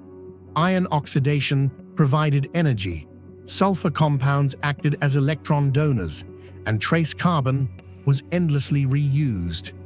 It is a perfect demonstration of how life finds balance even when all normal pathways are closed, a hidden biosphere that has persisted since long before humans walked the Earth. The existence of these microbes forces scientists to reconsider one of biology's oldest assumptions, that sunlight and oxygen are essential for complex ecosystems. The Blood Falls reveals a different truth, that life is not fragile but profoundly adaptable. It can thrive without warmth, light, or air. It can rewrite the rules of metabolism to fit the harshest environments. Philosophically, this discovery redefines how we perceive life itself. It suggests that the universe may be filled with invisible ecosystems hidden in ice rock or even the clouds of gas giants. Earth's own blood-red glacier becomes a message from nature, proof that vitality can bloom even in silence and darkness. Perhaps the most haunting image of all is that of the blood falls itself, perpetually oozing from the heart of the glacier. It never freezes entirely because the brine's salt content depresses its freezing point to well below zero. Even in the coldest winters, a trickle continues to seep out, slow, steady red as rust, as if the glacier itself were bleeding. To those who have seen it in person, it is both beautiful and unsettling, a reminder that beneath the frozen mask of Antarctica, the planet still breathes. The glacier's blood is not merely water, it is the memory of an ancient ocean, the signature of an unbroken cycle of chemistry and life that has persisted for ages. Despite decades of study, the Blood Falls still keeps its deepest secrets. No one knows precisely how the subglacial channels formed or how vast they truly are. No one knows if more hidden lakes, perhaps filled with unknown microbes, lie deeper still. Some researchers believe that within these frozen labyrinths may dwell entire microbial communities that have evolved independently for millions of years, Earth's own alien worlds, separated from the rest of the biosphere since the dawn of the Ice Age. The mystery of the Blood Falls is thus not only geological or biological, but existential. It asks us to confront one of humanity's oldest questions: what is life, and where else can it exist? Every droplet of red water seeping from that glacier is a whisper from the deep past, a reminder that life will find a way, even when the world above has forgotten it. Hidden within the red sandstone cliffs of Utah's Sego Canyon lies one of the most haunting galleries of prehistoric art on Earth. These walls, silent and sunburned, hold hundreds of figures, tall, faceless beings, ghostly silhouettes, and floating shapes that seem to hover between the physical and the ethereal. They are collectively known as the alien carvings of Sego Canyon, and for more than a century, they have defied every scientific attempt to explain who created them, why they were made, and most astonishing of all, how they have survived almost perfectly intact after thousands of years exposed to desert wind and rain. Archaeologists believe the oldest images date back nearly 8,000 years, created long before the pyramids of Egypt or Stonehenge. Yet the walls still glow with deep reds, ochres, and purples, as if the paint was applied only decades ago. The pigments seem to resist time itself. When early explorers first discovered the site in the 19th century, they were stunned by how vibrant and clean the pictographs appeared. Even today, under the blazing Utah sun, the lines remain sharp and clear, the colors unfaded, a mystery that continues to puzzle geologists and material scientists alike. What do you think about the extraordinary durability of the Sego Canyon carvings? Is it simply the result of advanced ancient techniques or a sign of something beyond human understanding? Share your thoughts in the comments below. Ordinary rock art from the same period rarely lasts more than a few centuries before erosion blurs its detail into dust. But in Sego Canyon, the figures still seem almost alive. Some stand more than 2 meters tall, painted or carved into the cliff, with a precision suggesting careful design and long-lost technique. The pigments penetrate deeply into the sandstone, almost as if they had been fused chemically with the rock. Microscopic analysis has revealed mineral traces not commonly used in prehistoric paint. The mixture appears to include hematite manganese oxide and a mysterious binding agent that keeps the colors stable against both heat and moisture. Modern chemists attempting to replicate this effect have failed to produce the same durability. How did ancient artists achieve such chemical resilience with tools that supposedly belonged to the Stone Age. Some researchers propose that the artists might have discovered a natural sealant derived from local plants or clay deposits that acted as a fixative.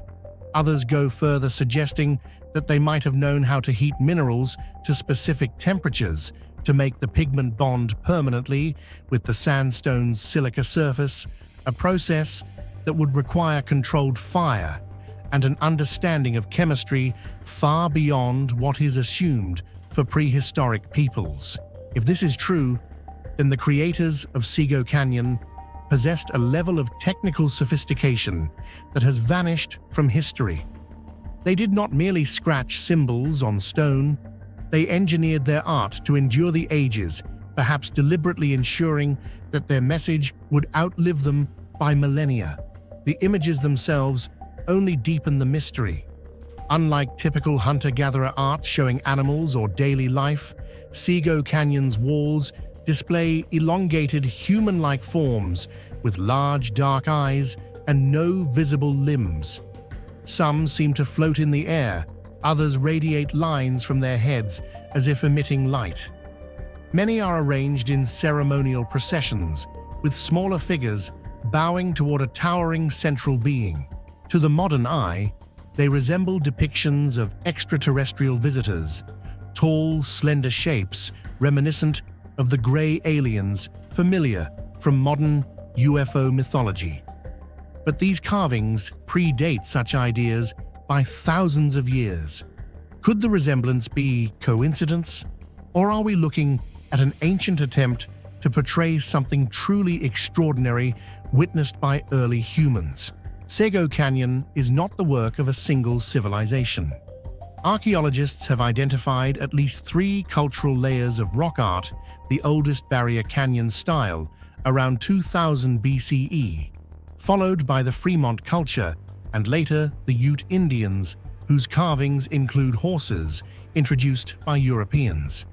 Each generation added new marks to the same sacred cliffs, suggesting that the place held enduring spiritual or cosmic significance. Perhaps those later peoples sensed the power of the ancient images and sought to align their own beliefs with them. The continuity of worship across thousands of years hints that Sego Canyon was more than an art site. It was a bridge between worlds, where humans reached out to whatever they believed watched them from the skies. Modern dating methods confirm the age of the pigments, but not the method of their creation. No traces of organic binders like animal fat or plant gum, typical of prehistoric paints, have been found.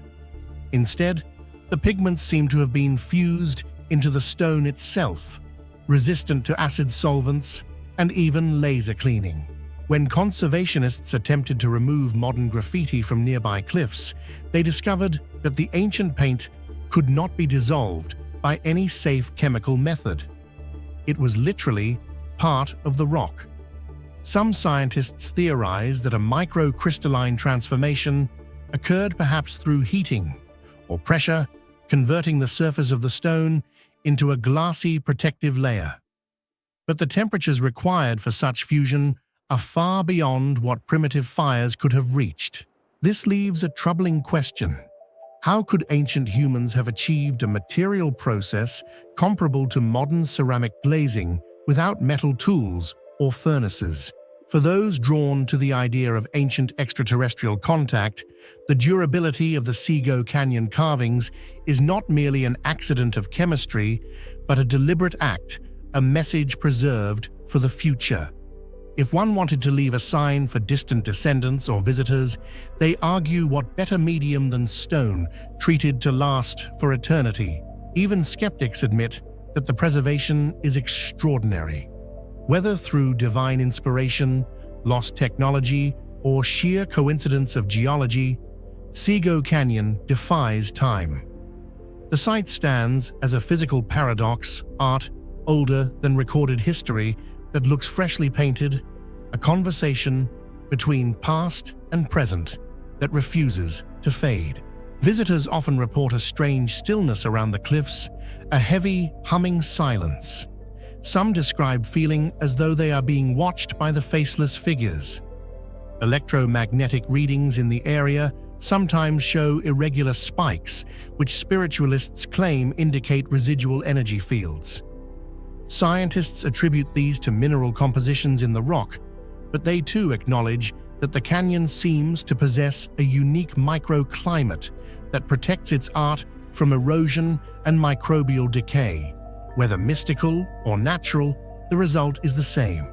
Sego Canyon is one of the few open-air galleries on Earth where the artwork of Stone Age humanity remains nearly untouched by time. Standing before the ancient figures of Sego Canyon, one can feel the weight of millennia etched into the stone. The colors still glow, the faceless eyes still gaze. They have endured time empires and desert winds as if made to last forever. These carvings are not only an archaeological mystery, but also a testament to intelligence, or perhaps something beyond human. Their precision and durability challenge everything we know about ancient craftsmanship. Even after millennia, Sego Canyon continues to speak in colors that will not fade, in figures that will not crumble, and in mysteries that will not die. And as long as those alien eyes stare from the canyon walls, we will keep asking the same question. Did ancient humans create them alone, or were they helped by something not of this earth? Nearly 2,000 years ago, in the great city of Alexandria, the beating heart of ancient knowledge, a man named Claudius Ptolemy changed how humanity saw the earth forever. Long before telescopes, satellites, or even the concept of global navigation existed, Ptolemy drew what he believed was a map of the known world. But what he truly created was something far more mysterious, a mathematical vision of the planet that seemed to transcend the boundaries of his own era. To the casual eye, Ptolemy's Geographia appears as a product of intellectual ambition, a scholar attempting to compile the geography of the known world. Yet when modern scientists and historians examined his formulas, something astonishing emerged. Ptolemy had developed a geometric system of Earth measurement that shouldn't have been possible in the 2nd century AD. His work was not merely descriptive, it was computational. It contained the seeds of what would later become the science of cartography, trigonometry-based navigation, and even modern geographic information systems. Do you believe Ptolemy's advanced mapping formulas came from pure genius or from ancient knowledge that modern history has forgotten? Share your thoughts in the comments below. To understand why Ptolemy's work is so extraordinary, we must imagine the world he lived in. In Ptolemy's time, people could estimate latitude, the north-south position, fairly well by observing the height of the sun or stars above the horizon. But longitude, the east-west coordinate, was a problem that remained unsolved for almost 1,600 years.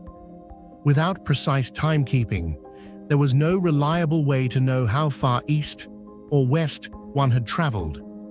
Even in the age of exploration, sailors frequently became lost due to this very issue. Yet Ptolemy's maps, drawn during the Roman Empire, showed a coherent system of coordinates that suggested he somehow understood the curvature of the Earth and could project it mathematically. He had a grid of latitude and longitude that, while imperfect, mirrored the logic of modern spherical projection. How did he do it? What kind of mind could imagine the geometry of the entire planet at a time when most of the world was still unexplored? In Geographia, Ptolemy laid out not only a list of over 8,000 locations, cities, rivers, mountains, and islands, but also their exact coordinates expressed in degrees of latitude and longitude. The astonishing part is that he built a mathematical formula for transforming the three-dimensional Earth into a two-dimensional map.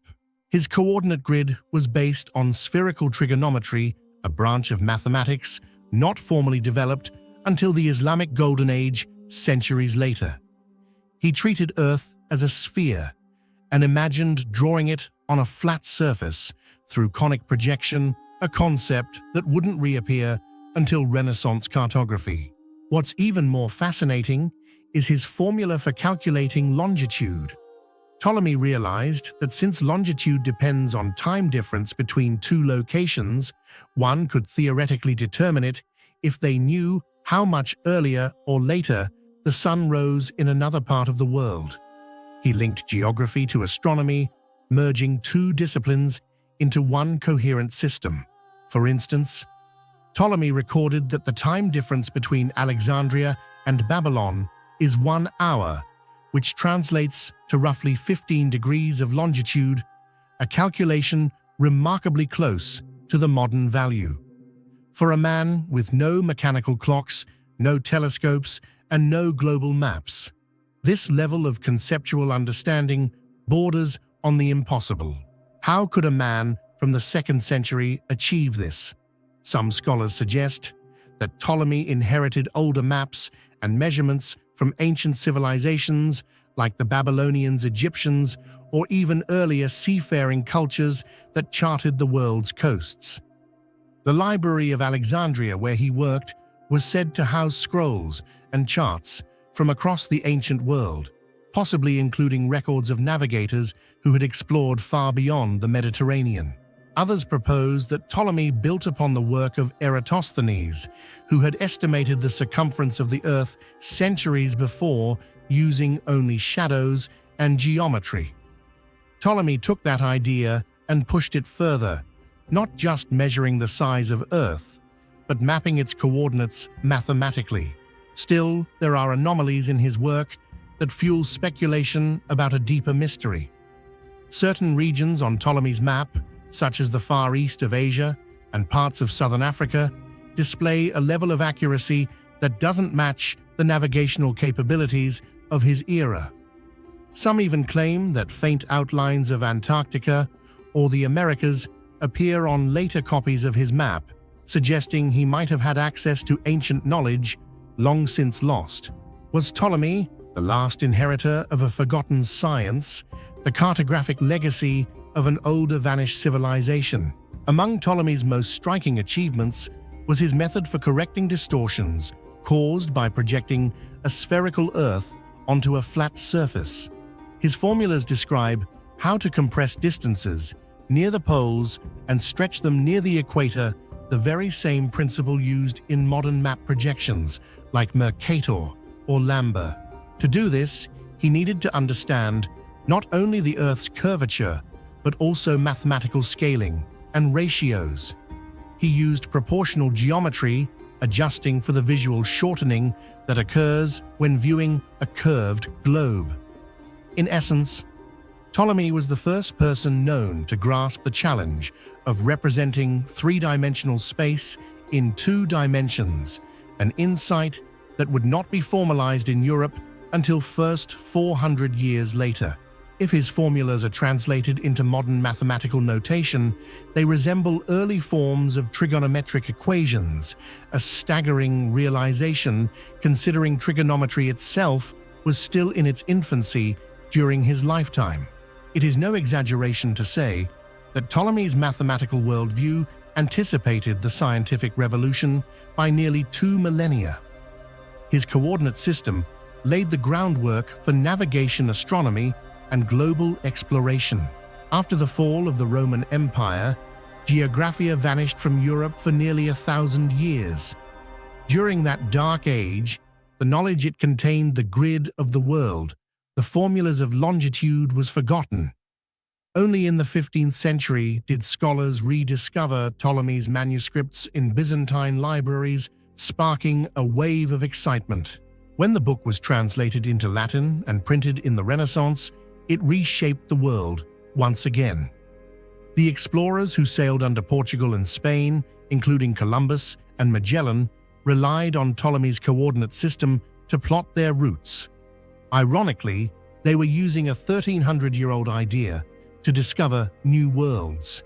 Even today, scientists continue to study Ptolemy's methods with awe. His estimates of Earth's circumference were off by only a small margin. his conceptual model of longitude tied to celestial movement remains one of the most visionary intellectual leaps in ancient science. Ptolemy's Geographia raises timeless questions. How could one man without modern tools conceive ideas so advanced? Some believe he inherited Atlantean or pre-Diluvian knowledge, preserved through Egyptian priests and passed down to him. Others see him as a genius far beyond his era. Either way, his formulas defied ancient limits, proving that the human mind can surpass its age and that imagination joined with observation can foresee discoveries millennia ahead. Ptolemy's map was far more than geography. It was a cosmic vision, linking Earth and the heavens through mathematics. He believed the universe followed geometric harmony, seeing the planet as a reflection of that order. In mapping the Earth, he wasn't just measuring distance, he was seeking the hidden structure of the cosmos. Even today, every global grid still follows the path his mind traced nearly 2,000 years ago. In the end, the ancient map of Ptolemy is more than an artifact, it is a question. How could a man with parchment ink and mathematics foresee a system that would define modern cartography centuries before compasses and clocks existed? Was Claudius Ptolemy merely a scholar of Rome, or was he the last voice of a science so ancient, so advanced, that the world had to forget it before rediscovering it again? Deep beneath the shifting sands and dry riverbeds of southern Iraq, a mystery lies hidden that blurs the line between myth and history. For centuries, the name Gilgamesh has echoed through ancient texts as the legendary king of Uruk, part god, part man, a ruler who sought eternal life and became the hero of humanity's oldest epic. Yet in the early 2000s, a startling discovery reignited a question that has haunted scholars for generations. Was Gilgamesh real, and if so, could his tomb still rest beneath the waters of the Euphrates River? Do you think such an underwater tomb could truly have been built over 4,000 years ago? Or is it just another echo of myth woven into the sands of history? Share your thoughts in the comments below, where history and legend still meet. The Epic of Gilgamesh, inscribed on 12 clay tablets over 4,000 years ago, describes a world of divine kings, great floods, and the search for immortality. Within its lines, it tells of a monumental burial. When Gilgamesh died, his people diverted the course of the Euphrates River to lay his body to rest beneath it, a place where the waters meet eternity. For centuries, this was dismissed as a poetic metaphor, a way to elevate the king to godlike status. But when German archaeologists from the University of Munich conducted a satellite and ground radar survey of ancient Uruk in 2003, they found something astonishing. The team, led by Dr. Jörg Fassbinder, detected a vast network of ancient walls, canals, and a central chamber-like structure directly beneath the old course of the Euphrates, precisely where the epic said Gilgamesh was buried. The discovery sent shockwaves through the archaeological world. Could this be the long-lost tomb of the world's first hero? Among all the details surrounding the discovery, one stood out as the most extraordinary. If the tomb truly lies beneath the river, it would mean the Sumerians of 2700 BC had mastered techniques of hydraulic engineering that modern engineers still find breathtaking. Imagine the enormity of such a task in the Bronze Age. To build a tomb beneath a living river, ancient builders would have needed to redirect the mighty Euphrates, one of the largest and most unpredictable rivers in Mesopotamia. They would have constructed temporary channels or embankments, drained a section of the riverbed, built a massive chamber of stone, and mud bricks sealed it, and finally allowed the river to flow back over the tomb. In doing so, they didn't merely bury their king, they merged him with the divine element of life itself, water.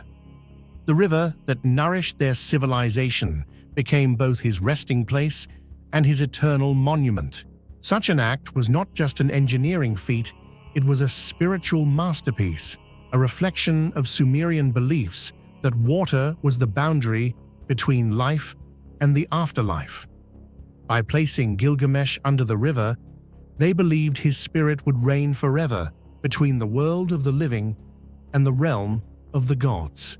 Excavations and radar scans revealed more than a single tomb. The area beneath the Euphrates showed patterns resembling an ancient city layout, streets, canals, and structures preserved under layers of silt. Some walls appeared unusually straight, even by modern construction standards, suggesting advanced measurement techniques. How did builders over 4 millennia ago achieve such precision? The Sumerians had already astonished historians with inventions like the wheel cuneiform writing and irrigation systems, but the notion of redirecting a major river to construct a subterranean monument pushes their abilities to a new level. Geologists studying the site noted evidence of sediment displacement, implying that the river might indeed have been diverted in ancient times.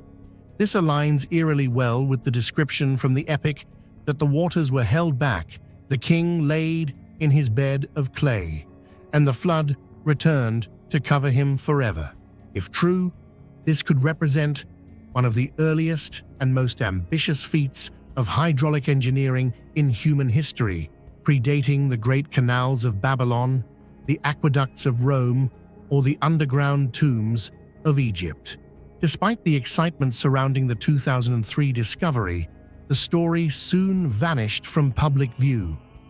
Within months, Iraq descended into chaos and archaeological work halted.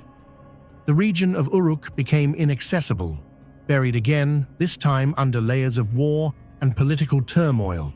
No official excavation report was ever published, and no artifacts were revealed. Some suggest that findings were suppressed or lost, while others believe international teams quietly removed artifacts for study. The lack of transparency fueled speculation. Did they find something so extraordinary that it defied explanation? Even today, the site remains unexcavated, the radar data locked away, and the Euphrates flows quietly over what might be one of humanity's greatest archaeological secrets.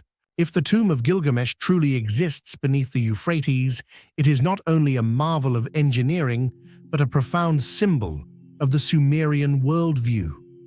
To them, water was the origin of all life, emerging from the primordial sea, the Abzu. The idea of returning their god-king to the source was both poetic and cosmic. His burial beneath the river would signify a return to creation itself, a cycle of divine kingship that continues eternally.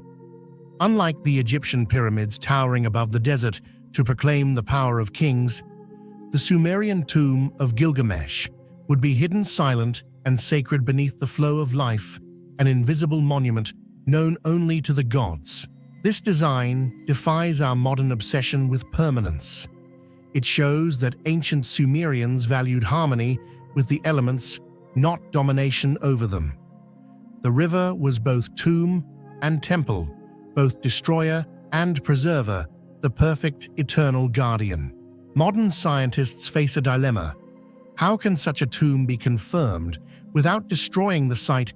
Excavating beneath a river, especially one as unstable as the Euphrates, poses enormous technical and ethical challenges.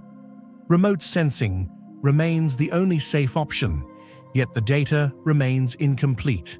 Every few years, rumors resurface, whispers of recovered artifacts, sealed chambers, even human remains beneath the sands of Uruk. None have been verified. Still, the notion persists that the resting place of Gilgamesh is real, waiting for the day humanity is ready technologically and spiritually to uncover it. Whether or not the tomb exists, the legend of Gilgamesh continues to speak to something deeply human, our desire to outlast death, to leave behind a legacy that water, sand, and time cannot erase. He sought immortality through the gods and failed, yet through his story, he achieved a different kind of eternity. And perhaps that is the final irony. While his physical tomb remains hidden beneath the river's embrace, his name endures longer than any stone monument ever could. As long as we search for him beneath the Euphrates or within ourselves, Gilgamesh still lives. In the dry soil of northern China, beneath layers of forgotten dynasties, archaeologists unearthed something that would rewrite history: the oracle bones. At first glance, they appear unremarkable: cracked animal shoulder blades and fragments of turtle shells. But upon closer inspection, the faint carvings on their surfaces whisper tales of kings, gods, wars, and the very birth of the Chinese written language. These bones, dating back more than 3,000 years to the Shang dynasty, are the oldest known records of Chinese civilization, and perhaps the earliest physical evidence of organized thought record-keeping and what we might call science in the ancient world. What do you think? Were the oracle bones merely tools of divination, or could they be proof that ancient civilizations already understood the science behind fire, heat, and materials? Share your thoughts in the comments below. Each oracle bone carries questions, literal questions, carved into its surface by royal diviners.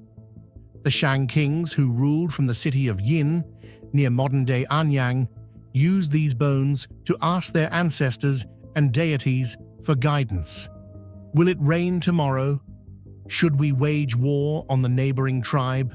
Will the queen bear a son? These were not simple superstitions.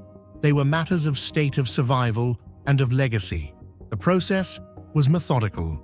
A question was inscribed onto the polished bone or turtle shell. Then the diviner applied intense heat to its underside using a metal rod. The bone would crack under the stress, producing branching lines that spread like lightning through ancient ivory. The diviner, trained through years of ritual and experience, would then interpret the shape and direction of these cracks as answers from the heavens. To modern eyes, this may appear to be pure mysticism, but there is something far more fascinating hidden beneath the ritual itself: a mastery of heat, structure, and observation that seems impossibly advanced for its time. Modern researchers examining these bones under microscopes have noticed something astonishing. The cracks are consistent, symmetrical, and controlled. They are not random fractures caused by careless burning. They are engineered. Each line follows predictable stress paths, almost as if the diviners understood the physics of expansion and fracture centuries before science gave those principles names. Tests have shown that the Shang artisans used precise temperature control, heating the bone to an ideal range of 780–900 degrees Celsius, hot enough to create the clean branching cracks they desired, but not so hot as to destroy the bone or the inscriptions. Such accuracy suggests a deep empirical knowledge of materials, how bone density reacts to fire, how moisture affects its resilience, and how different animal bones respond to stress. Some researchers even suggest that the diviner's skill bordered on experimental science. They likely practiced with hundreds of bones to observe how cracks formed under various conditions, noting which methods produced the clearest responses. Over generations, this empirical wisdom evolved into a complex craft, half ritual, half science. It is this combination that makes the oracle bones one of the most mysterious technological achievements of the Bronze Age. Every line, every fracture on the surface of an oracle bone is more than a random break. It is a coded message.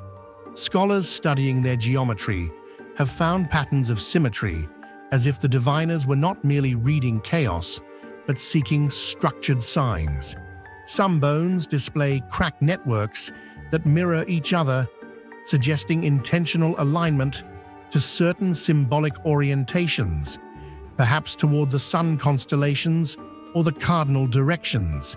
In this light, the oracle bone ritual begins to resemble a primitive scientific instrument, a way of testing the unknown using repeatable methods. The bones, heated and cracked, became both an interface and a record. They captured the interaction between nature fire and bone and human interpretation, reading and meaning. When we imagine a Shang priest standing before a blazing altar, heating the bone until it split with a sharp echoing snap, we are not merely witnessing superstition, we are watching one of humanity's earliest attempts to understand cause and effect.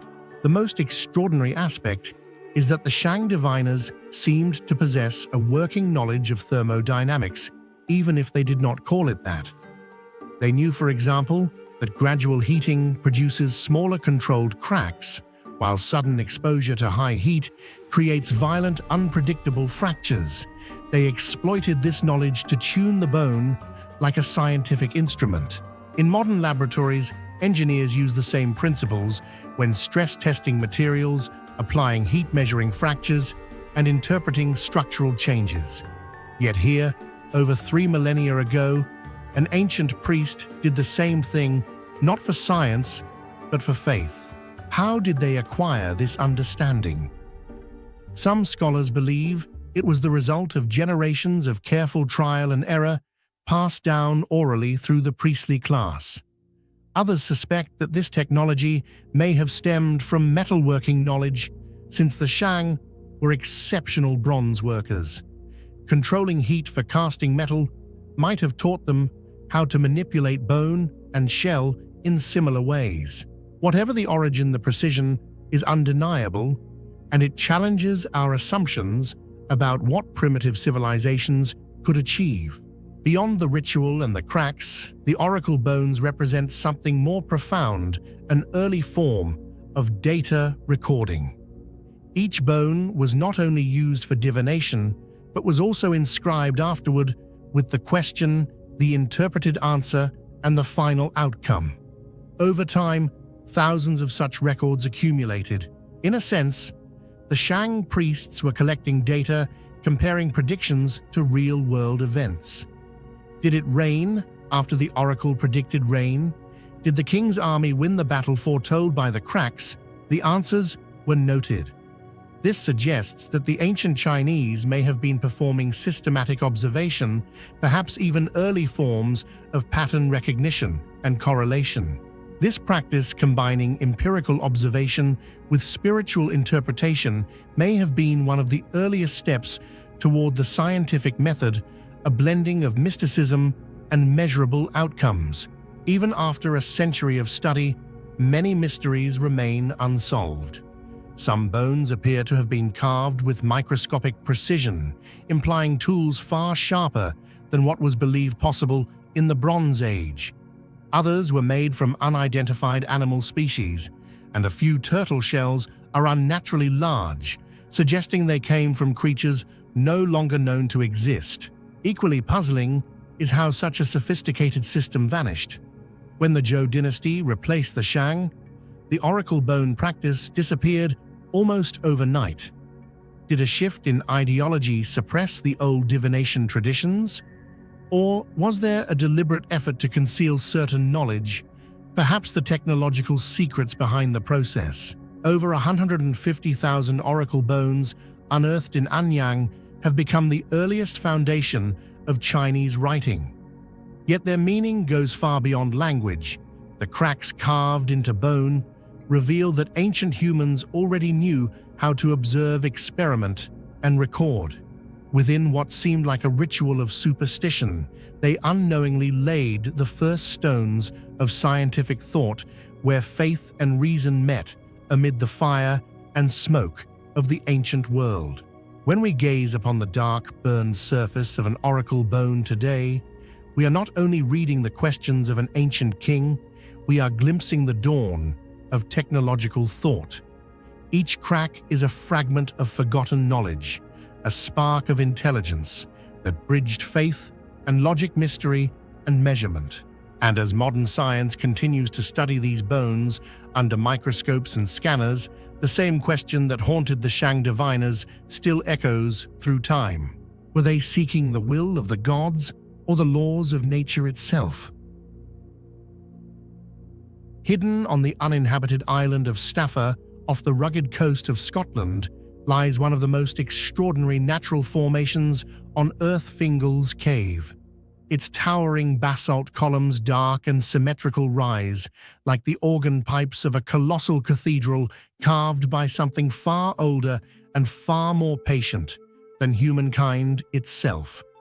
For centuries, poets, painters, and scientists have stood in awe before this wonder, unsure whether they were looking at the product of geology or the fingerprint of some forgotten god. If you were standing before Fingal's Cave, with its perfectly shaped columns as if carved by a god, would you believe it's a masterpiece of nature or a remnant of an ancient civilization? Share your thoughts in the comments below. At first glance, Fingal's Cave looks like an architectural masterpiece, the work of an ancient civilization lost to time. The cave stretches about 85 meters deep and 23 meters high, composed entirely of geometrically perfect hexagonal basalt columns, each so precise that they fit together like pieces of a giant stone puzzle. These columns were not laid by human hands. They were born from fire. Around 60 million years ago, during the Paleogene period, Scotland was a landscape of molten chaos. Magma from deep within the Earth's crust pushed upward through fractures in the bedrock. When this molten basalt finally reached the surface and began to cool, it did so slowly and evenly, contracting as it solidified. The result was something astonishing: natural hexagonal cracks formed by the physical laws of cooling lava, producing pillars of perfect symmetry. What makes Fingal's Cave truly mysterious is how mathematically exact these shapes appear. The columns are not irregular or chaotic. They follow a strict geometric order, most of them six-sided, some with 5 or 7 sides, as though nature itself had studied architecture. Each column measures roughly 50 to 60 centimeters in diameter and rises vertically from the ocean floor to form an unbroken wall of stone. It's almost impossible to believe that random physical processes could produce something so structured, so intentional. Many early visitors refused to accept a natural explanation. When explorers in the 18th century first entered the cave, they believed it must have been carved by ancient Celts, Romans, or even giants. Indeed, the legend of the giant Fingal gave the cave its name. In Gaelic folklore, Fingal, or Fionn mac Cumhail in Irish mythology, was a warrior giant who built a causeway across the sea to Ireland to fight his rival Benandonna. When the two giants decided to end their feud, the bridge was destroyed, leaving behind two remnants: Giant's Causeway in Northern Ireland and Fingal's Cave in Scotland. Strangely, the myth fits perfectly with geological reality. The two sites are indeed made of the same type of basalt, formed during the same volcanic event, and share the same hexagonal structure. Even modern geologists find it mesmerizing that two identical formations lie hundreds of kilometers apart, connected by a legend that predates scientific explanation by centuries. Standing before Fingal's Cave, one feels the sheer discipline of nature's design. Every column rises straight, and even as if placed by an invisible mason's hand. The entrance forms a perfect archway that seems to echo the proportions of classical temples, Doric, solemn and timeless. The precision of these columns inspired early visitors to describe the site as a cathedral built not by man, but by the earth itself. The symmetry continues even inside the cave, where the floor is paved with the tops of columns, some fractured and staggered like uneven steps, allowing visitors to walk deep into the heart of the basalt structure. provided they are willing to brave the constant waves that crash and roar against the stone. The relationship between fire and water gives Fingal's Cave a haunting duality. Born from volcanic heat, it now lies half submerged in the cold Atlantic, where the ocean's pulse has sculpted its interior into smooth, rippling surfaces. The walls reflect light in shifting tones, grey, green, and black, and when sunlight strikes the waves at the right angle, the interior glows with an ethereal blue light. The sound of the sea inside the cavern completes the illusion. Waves strike the columns and echo in harmonic reverberations that resemble the notes of a vast organ. The result is what many call the music of the stones. That music enchanted countless minds. The German composer Felix Mendelssohn, after visiting the cave in 1829, was so overwhelmed by its natural harmony that he later translated it into sound, his famous orchestral piece, the Hebrides Overture Fingal's Cave. For the Victorians, the cave became a symbol of the sublime, the meeting point between the terrifying and the beautiful, the rational and the mystical. Artists like J.M.W. Turner painted it in glowing hues of amber and storm blue, while poets like Wordsworth and Keats compared it to the ruins of a divine palace swallowed by the sea. Even Queen Victoria once sailed past its entrance, calling it a cathedral of the ocean. Yet beneath all the romanticism lies an equally profound scientific mystery. The precise formation of basalt columns, not only here, but in places like Iceland, Northern Ireland, and the American Midwest, continues to fascinate geologists. Why does cooling basalt break into hexagons rather than random cracks? Why such uniformity across vast distances? Experiments have shown that when a substance cools evenly from a molten state, the stresses distribute in a way that favors hexagonal cracking, because it allows for maximum strength with minimum energy, the same reason honeycombs take the same shape in nature. But even with this explanation, the perfection of Fingal's Cave remains astonishing. The human eye instinctively recognizes order, and here, that order feels almost deliberate, as if nature were revealing its hidden mathematics. Another lingering enigma lies beneath the waves. Many believe that a submerged basalt ridge may still connect Fingal's Cave with Giant's Causeway, the bridge of legend that once linked Scotland and Ireland. While sonar mapping has revealed hints of underwater formations, no full geological survey has confirmed a continuous structure. Whether this sunken pathway truly exists or not, the myth persists, blurring the line between folklore and science, between imagination and truth. Fingal's Cave is where geometry, sound, and myth unite, a perfect bridge between science and legend. Born from volcanic fire, yet shaped by the sea, its basalt columns reveal how chaos can briefly become art. Every stone tells a silent story of heat, time, and transformation, proving that even destruction can create beauty.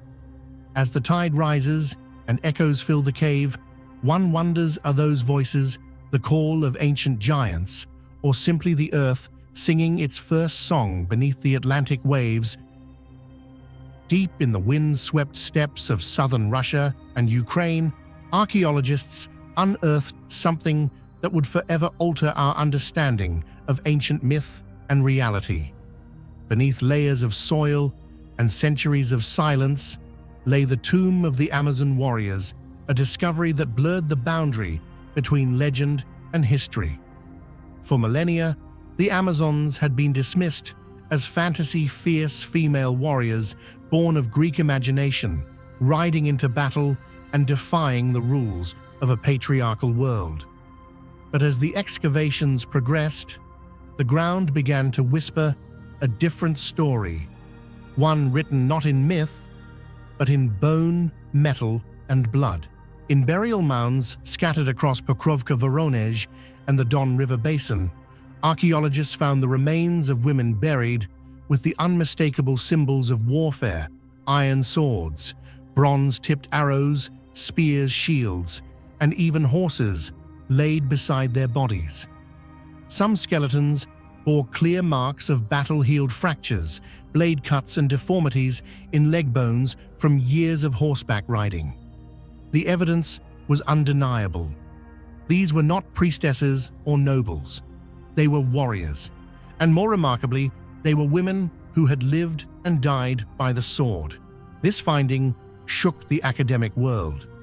For the first time, the existence of real Amazons women who fought, hunted, and led alongside men seemed not only possible, but historically attested. Yet as scientists delved deeper, one mystery became increasingly captivating: who were these women, and what kind of society had given birth to them? If you lived in the Scythian world, where women rode into battle beside men, how do you think that society would differ from ours today? Share your thoughts in the comments below. Modern DNA and isotope analysis revealed a striking truth. These warrior women were part of the Scythian and Sarmatian cultures, nomadic peoples who once ruled the Eurasian steppe from the 7th century BCE to the 3rd century CE. Unlike the sedentary civilizations of Greece or Persia, the Scythians lived on horseback, mastering the art of archery and mobility. They were fierce, elusive, and feared by empires. But what set them apart most was their radical social structure. Archaeological evidence suggests that Scythian women were not confined to domestic life.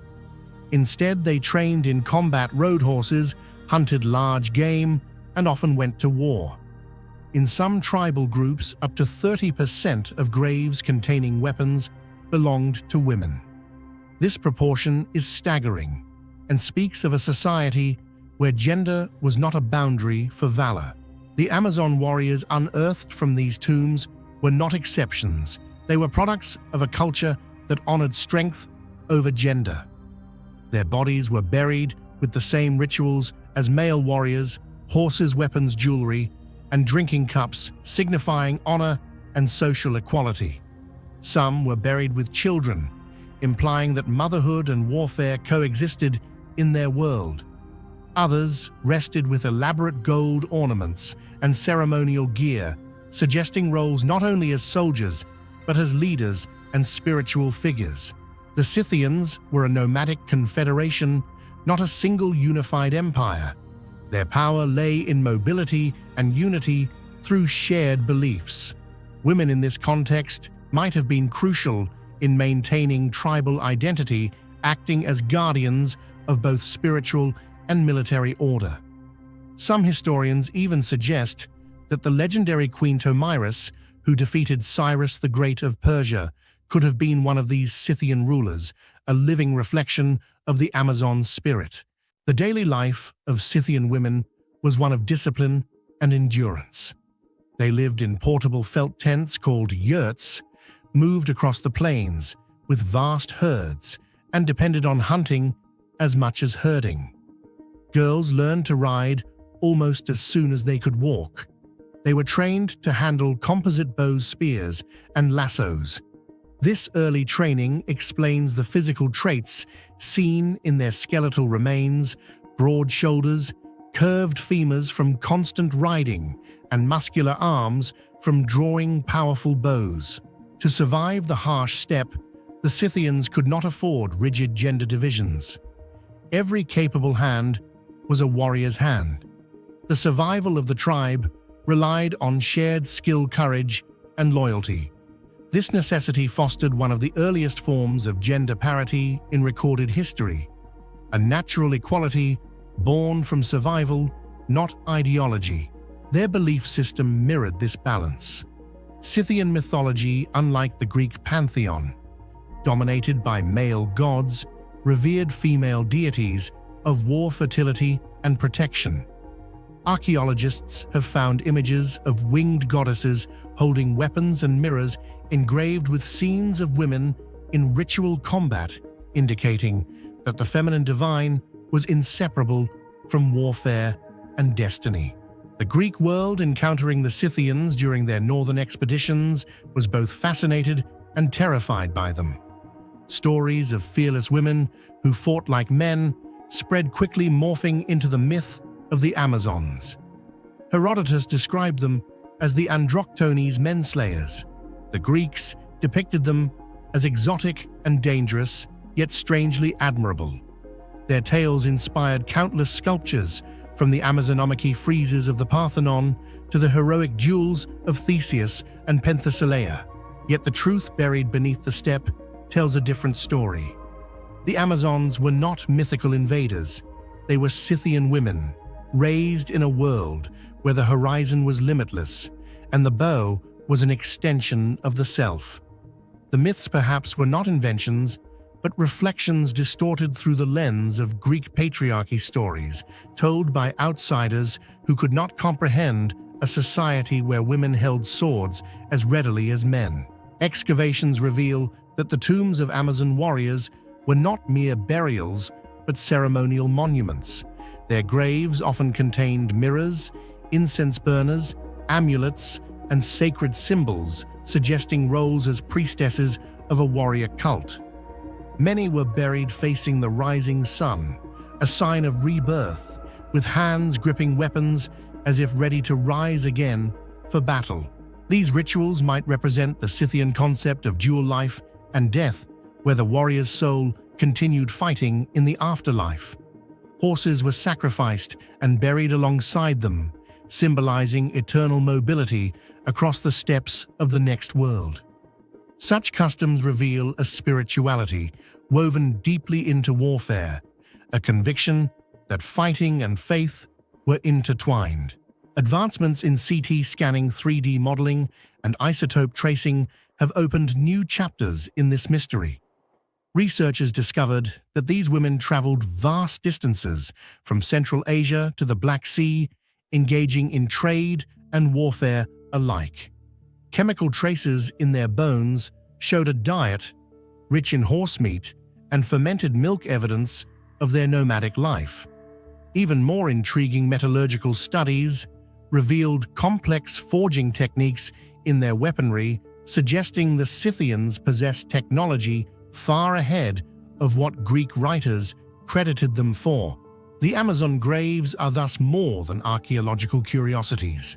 They are windows into a society that redefined gender and power thousands of years ago. Despite decades of research, some mysteries endure. Were the Amazons a single organized female caste, or simply the visible elite among Scythian tribes? Why did their tradition vanish after the 3rd century CE? Did cultural assimilation, warfare, or climate change erase their legacy? And perhaps most hauntingly, how many more Amazon warriors lie buried beneath the endless grass, their stories untold? The tomb of the Amazon warriors reminds us that strength and courage were never limited to men. These women were not myths, but ancestors of freedom, riding through history with one message that still echoes today: strength knows no gender. In the quiet hills of Costești, a small village in Vlcea County, Romania, lies one of the strangest geological mysteries ever discovered: a field of stones that appear to be alive. The locals call them trovanți, a term derived from an old Romanian word meaning cemented sand. But these are no ordinary stones. They seem to grow, move, and even multiply after rainfall, a behavior so bizarre that many refer to them as living stones. At first glance, trovanți look like smooth, rounded boulders scattered across the ground, ranging in size from tiny pebbles to massive spheres 2 meters wide. Yet after every heavy rain, something remarkable happens. The stones begin to expand, slowly bulging as if the earth itself were breathing. The phenomenon has been witnessed for centuries, leaving both villagers and scientists in awe. If these living stones truly grow and give birth to new ones after every rainfall, Do you believe they are an ancient form of life, or simply a natural wonder shaped by the Earth itself?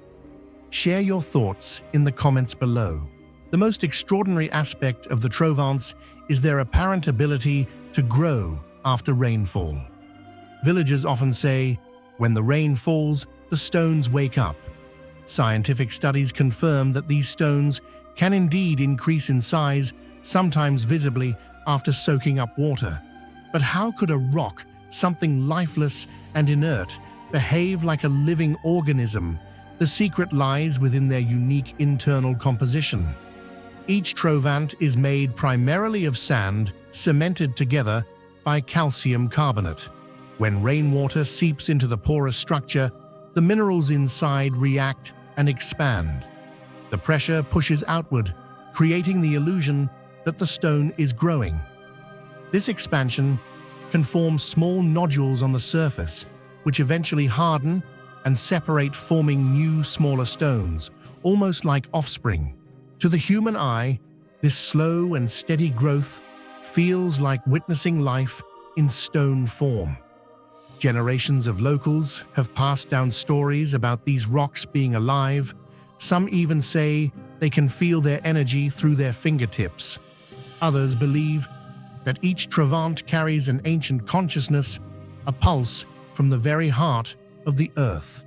For decades, scientists have tried to unravel the strange behavior of the Trovant stones that seem to blur the boundary between the living and the inert.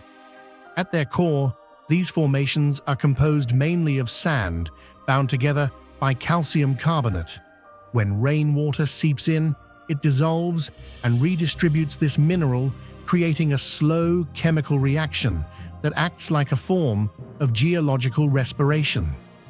The pressure from within pushes outward, compacting new layers of sand, causing the stone to expand millimeter by millimeter. To a scientist, it is a natural cementation process. To the eye, it feels like something breathing beneath the soil. Yet this explanation only scratches the surface. Not all Trovants behave alike. Some remain motionless for years, while others develop curious bulges or spherical nodules after only a few storms. Their responses to rainfall appear selective, almost intentional, as though each stone followed its own internal rhythm. Even their growth patterns show structure, direction, and timing characteristics we normally associate with living organisms, not minerals. When researchers cut these stones open, they find something even more astonishing: rings. Layer upon layer, like the annual rings inside a tree, each marking a moment of growth frozen in time. These layers act as a geological diary, recording the slow pulse of centuries. Some scientists call them fossilized time capsules, while others can't help but see them as the sleeping anatomy of a creature, solid, silent, and somehow still alive. Perhaps even more puzzling is how the Trovants seem to reproduce. After rainfall, small spherical protrusions sometimes emerge on their surfaces. These nodules gradually separate and fall to the ground, hardening into smaller stones. In a purely chemical sense, this is caused by mineral deposits building up and breaking off under internal pressure. But to the human imagination, it is nothing short of creation stone giving birth to stone. This behavior blurs the line between geology and biology. Could these formations represent an intermediate stage between the living and the non-living? Are they relics of a time when Earth's chemistry was still experimenting with the boundaries of life? Some modern theorists suggest that Trovants could be a rare example of self-organizing mineral systems, precursors to biological complexity, what we might call proto-life. Geologists date the formation of these mysterious stones back to the Miocene era, roughly 6 million years ago. They formed when sand and sediment were compressed under ancient river deltas, then later cemented by carbonate-rich water. Over time, erosion exposed them to the surface, where they now rest like sleeping sentinels of the past. Even after millions of years, they retain their strange vitality. Rain awakens them. Drought makes them sleep. In this way, the Trovants are like Earth's lungs, breathing in water, expanding, then returning to stillness. Visitors often describe an unexplainable sensation when touching these stones, a subtle vibration, a sense of calm energy pulsing from within. Sensitive instruments have occasionally detected minor electromagnetic fluctuations near the stones, particularly after rainfall. While these readings could result from the movement of mineral-rich water, they have inspired mystical interpretations. Some locals believe that Trovants are living repositories of Earth's memory, absorbing energy from the planet and slowly releasing it back into the environment. Over time, the Trovants have become more than a geological curiosity. They are symbols of life's persistence, bridging the worlds of stone and spirit. In Romanian folklore, they are said to contain souls of the earth immortalized in rock form. According to legend, if you listen closely at night, you can hear them whisper beneath the soil. Yet even as science advances, the mystery of their growth remains poetic and unresolved. The Trovants stand as quiet teachers, reminding us that life and motion may exist in forms we still don't understand. Today, the Muzeul Trovantilor, the Museum of the Trovants near Costești, preserves dozens of these stones, allowing visitors to witness this living phenomenon firsthand. Some stones rest alone, others appear clustered as if forming families. After each storm, researchers return to find subtle changes, a swelling here, a new bud there, proof that something ancient and dynamic still unfolds beneath the surface. The museum itself feels less like a tourist site and more like a sanctuary of time. Every Trovant tells a silent story of rainfall chemistry patience and the eternal dialogue between life and matter. When we observe a Trovant, we are forced to question what it truly means to be alive. Does life require movement, or breath, or consciousness? Or can it exist as slow geological awareness, growing millimeter by millimeter through ages of rain and silence? Perhaps in these stones, the earth whispers an ancient truth, that life was never confined to flesh and blood, but born first in the minerals and water that shaped our world.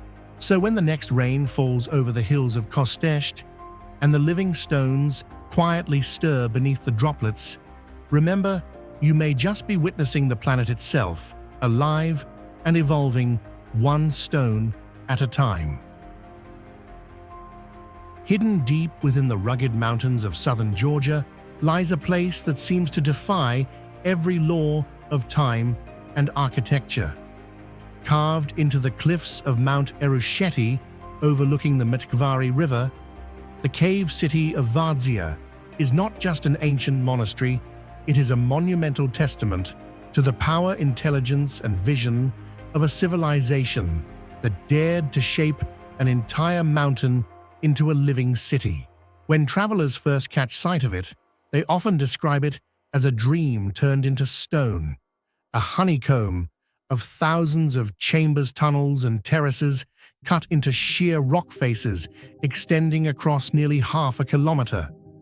But what truly astonishes modern scientists and engineers is not just its beauty, but its construction, a feat so sophisticated that it seems centuries ahead of its time. What do you think made it possible for ancient builders to carve an entire city inside a mountain with such precision, pure craftsmanship, lost knowledge, or something else entirely? Share your thoughts in the comments below. Várzea was born in the 12th century during the reign of King George III and his daughter Queen Tamar, one of Georgia's most legendary rulers. Legend says that Tamar, as a child, once got lost while exploring the cliffs, and when she shouted, "I'm here, uncle, Ak Várzea," her words gave the place its name, Várzea. But this poetic origin hides a far grander vision. The city was not just built as a monastery, it was designed as a self-sustaining fortress, capable of housing thousands, hidden safely inside the mountain, invisible from enemy eyes and nearly indestructible against invasion.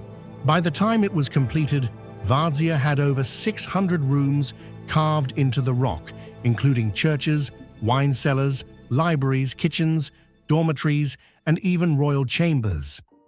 Some researchers believe that before earthquakes destroyed part of the complex, it may have contained over 3,000 chambers. Among all the mysteries of Vardsia, the most astonishing is how it was built. In a world without drills, cranes, or dynamite, the medieval builders of Georgia managed to carve an entire city out of volcanic tuff and basalt, some of the hardest rock formations known to man. To carve just one room into solid rock with 12th century tools would take months. Yet here, they sculpted hundreds, all with precise alignment and ventilation. Archaeologists have found evidence that the builders used a geometric understanding of stress distribution, cutting the chambers at specific angles to prevent collapse. They designed multi-level galleries with corridors that absorb vibration and hollow shafts that channel light and air into deep inner sections. Even more surprising is the hydraulic system. Hidden beneath the chambers are channels that collect and redirect mountain spring water, distributing it evenly throughout the city. Centuries later, these same water tunnels still function. Such design reflects a level of hydrological knowledge that Europe would not rediscover until the Renaissance. The stability of the structure is another wonder. Though carved into cliffs over 100 meters high, the mountain's natural curvature was used to distribute load and tension, allowing the city to remain intact even after earthquakes. It was not random digging, it was engineered architecture, meticulously calculated and executed. The tools discovered in nearby excavation sites, simple hammers, chisels, and metal picks, only deepen the mystery. How could such primitive instruments create smooth, evenly carved rooms, perfect arches and stairways with millimeter precision? Some engineers speculate that the builders may have used heated chisels or natural acids to soften the stone before cutting, but no definitive proof has been found. Inside the mountain, every chamber breathes. The builders of Vardsia mastered the art of airflow and light diffusion. They created ventilation shafts that rise through multiple levels, carrying cool air down into the lowest chambers and allowing smoke from torches and kitchens to escape. The layout ensures that even rooms deep within the rock receive soft natural illumination, filtered through small window slits, an engineering detail that reduces moisture and preserves the painted walls. This understanding of microclimate is extraordinary. Many modern underground structures still struggle with condensation and air stagnation, yet Vardsia has remained dry and stable for over 800 years.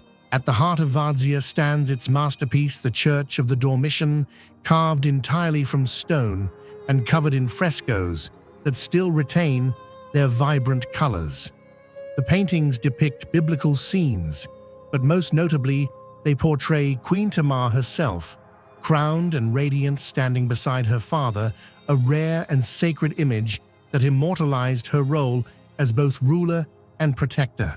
The church is a marvel of acoustics. The curved stone surfaces amplify voices perfectly, allowing chants to fill the cavern without echo. This subtle mastery of sound reflection achieved in solid rock is another example of the engineering intelligence that defines Vardsia. In 1283, disaster struck. A massive earthquake ripped through the region, causing the mountain's outer wall to collapse. Half of Vardsia fell away, exposing its once hidden chambers to the world. Ironically, this catastrophe revealed the city's true scale. What had once been a secret refuge for monks and royalty became a breathtaking open monument, a cross-section of medieval engineering frozen in stone. The fallen rock revealed rooms stacked like honeycomb layers, connected by winding stairways and dark tunnels that twist into the mountain's heart. Even after the earthquake, much of Varzia's structure remained intact, proof of the incredible stability of its design. Modern seismologists have studied its construction to understand how it absorbed such immense shock without total collapse. Varzia's purpose has long been debated. Officially, it was a monastery, a center of Christian devotion, built to protect Georgia's faith against foreign invaders. Yet the city's sheer size, its defensive tunnels, and its self-contained infrastructure suggest it was also a fortress designed for survival. Hidden storerooms once held grain, weapons, and wine. The outer corridors could be sealed off from the inside, and several tunnels led to secret exits across the valley. Some archaeologists believe these passages could have connected to a much larger underground network beneath the Caucasus, though this remains speculative. For centuries, monks continued to live within its chambers, maintaining prayers and traditions. Even today, a small monastic community still inhabits Varzia, lighting candles in the same stone corridors that echoed with chants 800 years ago. What continues to puzzle modern scholars is not just how Varzia was carved, but how it was conceived. No medieval text fully describes its construction process. There are no blueprints, no records of the thousands of workers who must have labored for decades. The absence of such documentation has led to theories that Varzia's techniques were inherited from an even older culture, perhaps one that mastered rock-cut architecture long before Georgia's medieval age. Comparisons have been drawn with Petra in Jordan, Lalibela in Ethiopia, and Derinkuyu in Turkey, yet Varzia stands apart. Its integration of architecture, engineering, and environment is unique, not simply carved into the rock, but carved with the mountain itself. Some scholars see Varzia as the pinnacle of Georgian architecture. Others believe it is evidence of lost ancient knowledge. Its precision ventilation system and earthquake resistance appear centuries ahead of its time. Could the ancients have possessed forgotten wisdom or inherited it from an even older civilization? Every tunnel and carved stairway whispers of a past deeper than we know. Today, as visitors walk through the 13 remaining levels of caves in Varzia, they can still feel the spirit of those who built it. The sound of the river, the scent of damp stone, and distant chants blend into the breath of the past. Through centuries of wars and earthquakes, Varzia still stands a miracle that turned a mountain into a city. Archaeologists believe we have only touched the surface of its secrets, with many chambers still hidden deep within the rock. Varzia is not just a ruin, but a mystery carved into the heart of the earth, challenging our understanding of history. How did the ancients achieve this? What knowledge did they possess that is now lost? And could there still be something hidden, deep beneath the mountain, waiting to be discovered? Hidden beneath the tranquil waters of the Bay of Naples lies one of the most extraordinary and mysterious cities of the ancient world, Baiae, once the most luxurious retreat of the Roman Empire, now a haunting underwater ruin that whispers of grandeur, decadence, and lost genius.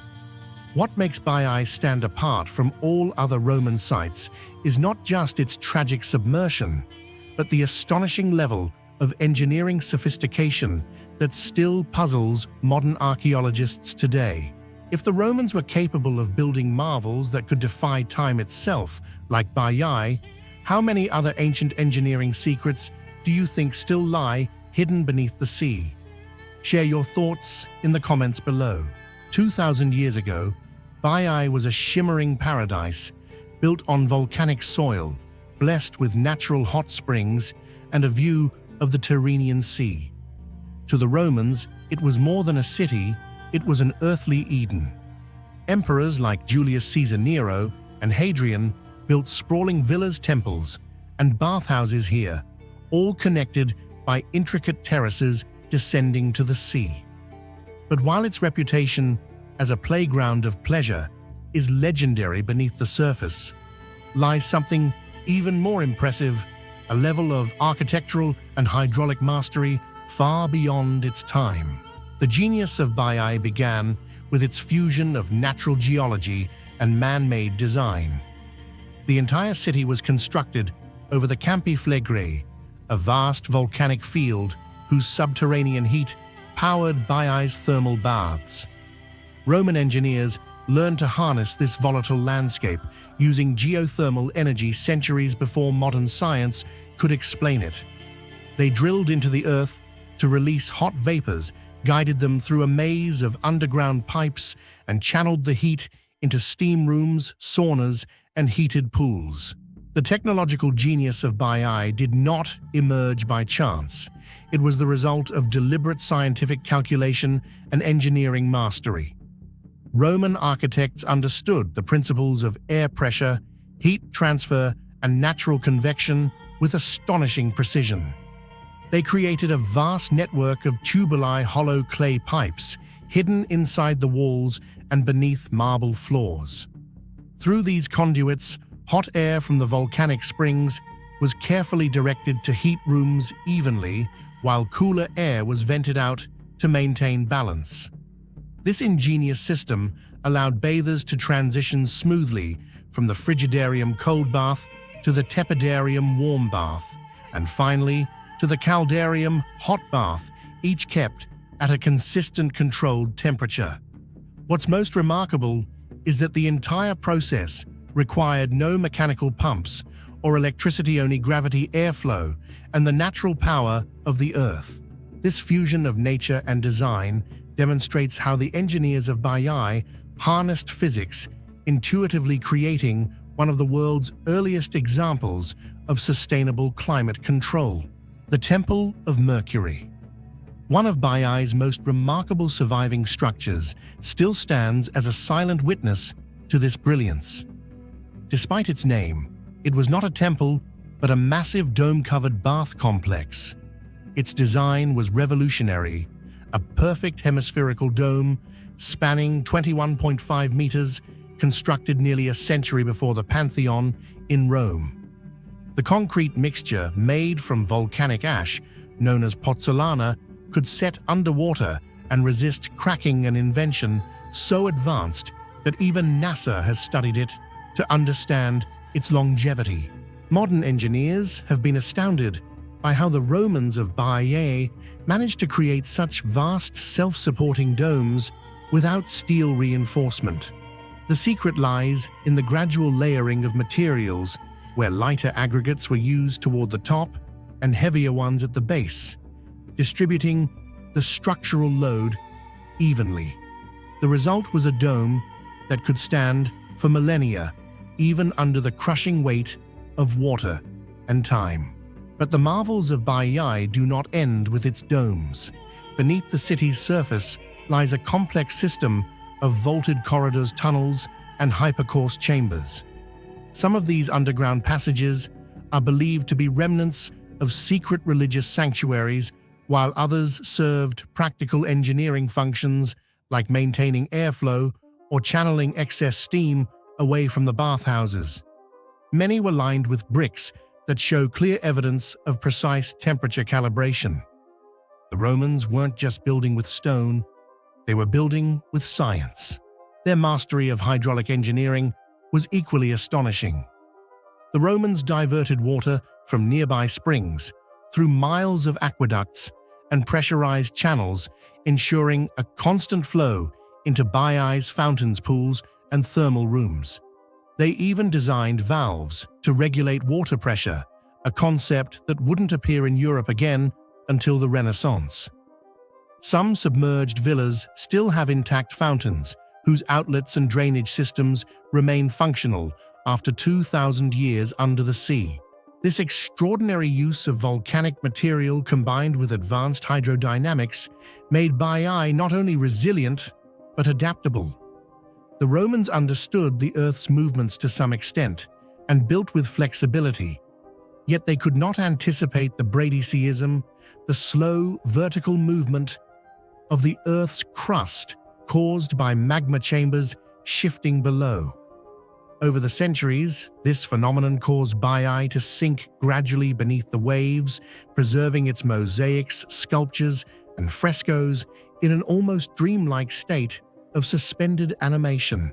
When modern divers explore Baiae today, they swim through an underwater museum, frozen in time streets, paved with marble courtyards still lined with columns and mythological statues standing eerily upright beneath the sea.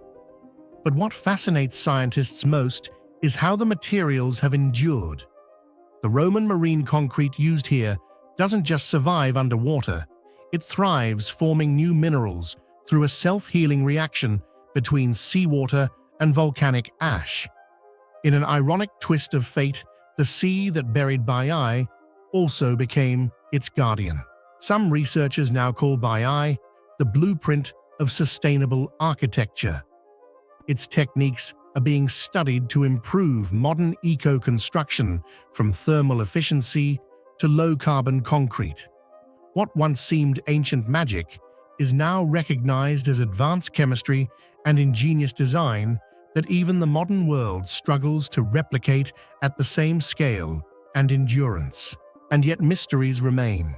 Deep within the submerged sections of the city, archaeologists have discovered tunnels with controlled heating systems and acoustic chambers designed to amplify voices, possibly for oracles or secret rituals. Could these be evidence of a deeper scientific understanding, or perhaps a fusion of technology and mysticism that defined Roman spirituality? No one knows for sure. Baiae's story is not just about pleasure or ruin. It is a reminder that the ancients possessed a kind of technological intuition, a symbiosis between human intelligence and natural forces. They built with the earth, not against it. They understood that heat, stone, and water could coexist in harmony, forming a system of comfort and beauty that endured long after their empire crumbled.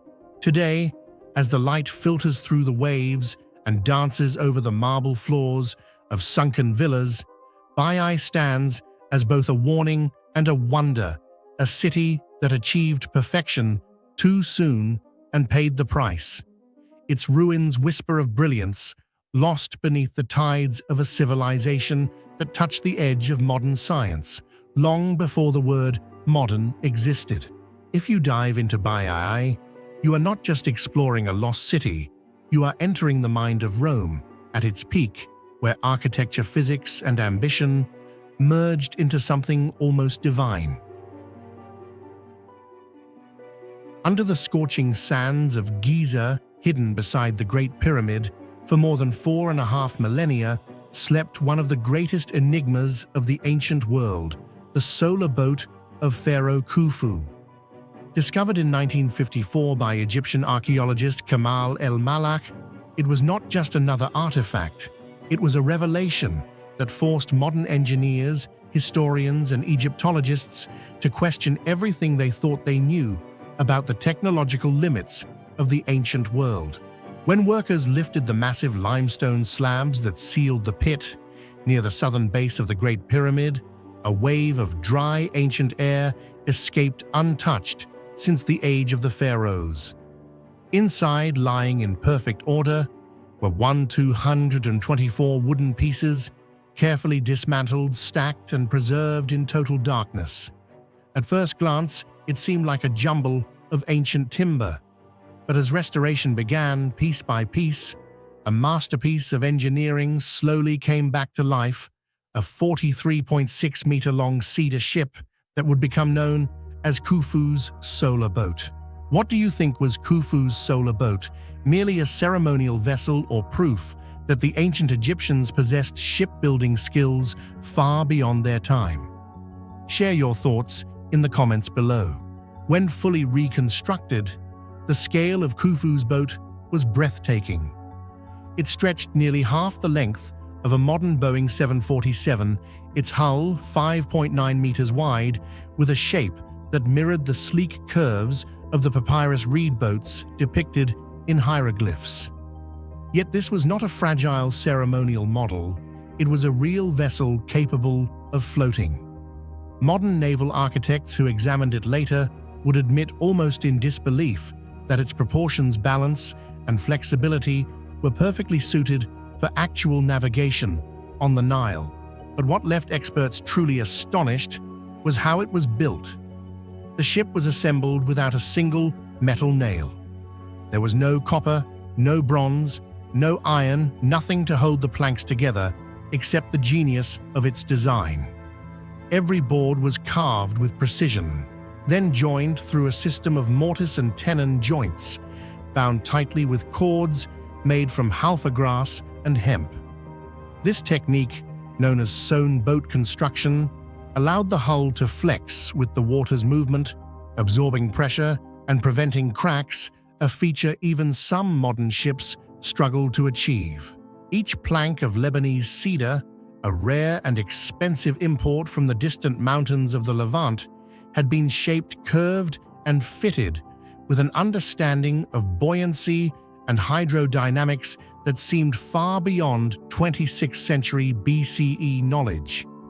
How did these ancient craftsmen achieve such precision with primitive copper tools? How could they measure and align wooden boards so perfectly that after 400-600 years, when reassembled, the seams fit as if made yesterday? No one has fully answered these questions. Modern engineers analyzing the structure through 3D scanning found that Khufu's ship was designed with a deliberate curvature known as hogging, where the keel rises slightly at both ends. This subtle curve, common in modern ship design to distribute weight evenly, was used 3,000 years before the first Greek trireme was ever built. The shipbuilders of Khufu not only understood water dynamics, but also mastered the art of organic engineering, using natural materials to create mechanical perfection. The joints between planks were fitted so tightly that when the ropes were soaked in water, they expanded, sealing every seam. The hull became watertight, flexible, and strong enough to bear the weight of a pharaoh's eternal journey. Inside the decking, the oars, the rudder, and the central cabin were all crafted with symbolic and functional precision. Some scholars believe that the ship was so well constructed that it could still float today if placed in the Nile. This level of craftsmanship suggests a maritime culture in Egypt far more advanced than historians once assumed. Before this discovery, most believed that the Egyptians' naval skills were limited to small river rafts. Khufu's solar boat shattered that notion completely. It was evidence that they possessed not only shipbuilding knowledge, but mathematical and geometric mastery and intuitive understanding of force, tension, and balance centuries before Pythagoras or Archimedes. Officially, Egyptologists classify the solar boat as a funerary bark, meant to carry Khufu's spirit across the heavens with the sun god Ra. But some clues hint at a more complex story. The wear marks along the hull's base suggest that the ship had been used in water before burial. Could it have carried the pharaoh's body along the Nile to his final resting place? Or was it once his royal vessel in life, later repurposed for his journey into eternity? The dual nature of this ship, both sacred and functional, deepens its mystery. It embodies the Egyptian belief that the physical and spiritual worlds were one continuum. In their cosmology, the sun god Ra sailed across the sky by day and through the underworld by night. To accompany Ra, the pharaoh needed a vessel capable of traversing both a boat that could sail through heaven and shadow alike. The cedar planks used in Khufu's solar boat came from Lebanon, hundreds of kilometers away. This raises a new question. How did Egyptians transport such enormous quantities of wood through deserts and rivers without modern cranes or vehicles? The sheer volume, thousands of kilograms of timber, would have required an organized network of trade advanced planning and perhaps a fleet of smaller boats to move materials upstream. This hints at a civilization with international reach and logistical sophistication unseen in any other culture of that era. The craftsmanship was not an isolated miracle. It was part of a larger system of innovation that made the construction of the Great Pyramid itself possible. Even more baffling than the ship's design was its state of preservation. After being buried for over 4,000 years, the wood remained astonishingly intact. There were no signs of rot, no severe decay. The secret lay in the sealed limestone pit, which acted like a vacuum chamber, cutting off oxygen, moisture, and bacteria. The Egyptians not only mastered construction, they mastered preservation on a molecular level, using methods that modern scientists still struggle to replicate without synthetic materials. Inside the pit, the boat was surrounded by resin charcoal and limestone dust, a primitive but incredibly effective system to control humidity. The result, when the archaeologists opened the tomb, the scent of ancient cedar still lingered in the air. Next to the first pit, another identical one was found, containing the second solar boat, still sealed until recently. Modern analysis reveals it may have been built slightly later with even finer craftsmanship. Some Egyptologists propose that the two ships represent Ra's twin journeys, one across the daylight sky, the other through the underworld. Together, they form the cosmic cycle of life, death, and rebirth, an idea that defined Egyptian spirituality for thousands of years. To modernize, Khufu's solar boat is a paradox, a relic from a distant age that seems built by hands with knowledge of the future. The techniques used in its construction mirror modern maritime engineering principles. Its durability rivals the greatest wooden ships of the 18th century, and its precision, achieved without metal tools or blueprints, remains one of the most profound puzzles in archaeology. Was it simply the result of generations of trial and error? Or does it represent a lost branch of human understanding, a golden era of craftsmanship and geometry erased by time? Whatever the truth, the solar boat of Khufu stands as a silent defiance against the erosion of history, proof that even in an age of copper chisels and stone ramps, humanity was capable of extraordinary genius. It was not merely a vessel for a dead king. It was a cosmic machine, a ship meant to bridge the mortal world and eternity. Beneath the shadow of the Great Pyramid, this timeless vessel rests the wood of Lebanon, the soul of Egypt, and the mystery of an age that still whispers across the sands. Even today, every plank, every curve, every silent joint seems to ask the same unanswerable question. How could they possibly have built this? Far from the eyes of the modern world, hidden deep within a labyrinth of untouched mountains, lies a place whispered about in both myth and science, the Cave of the Sleeping Giants. At first glance, it is merely a cavern of stone and silence.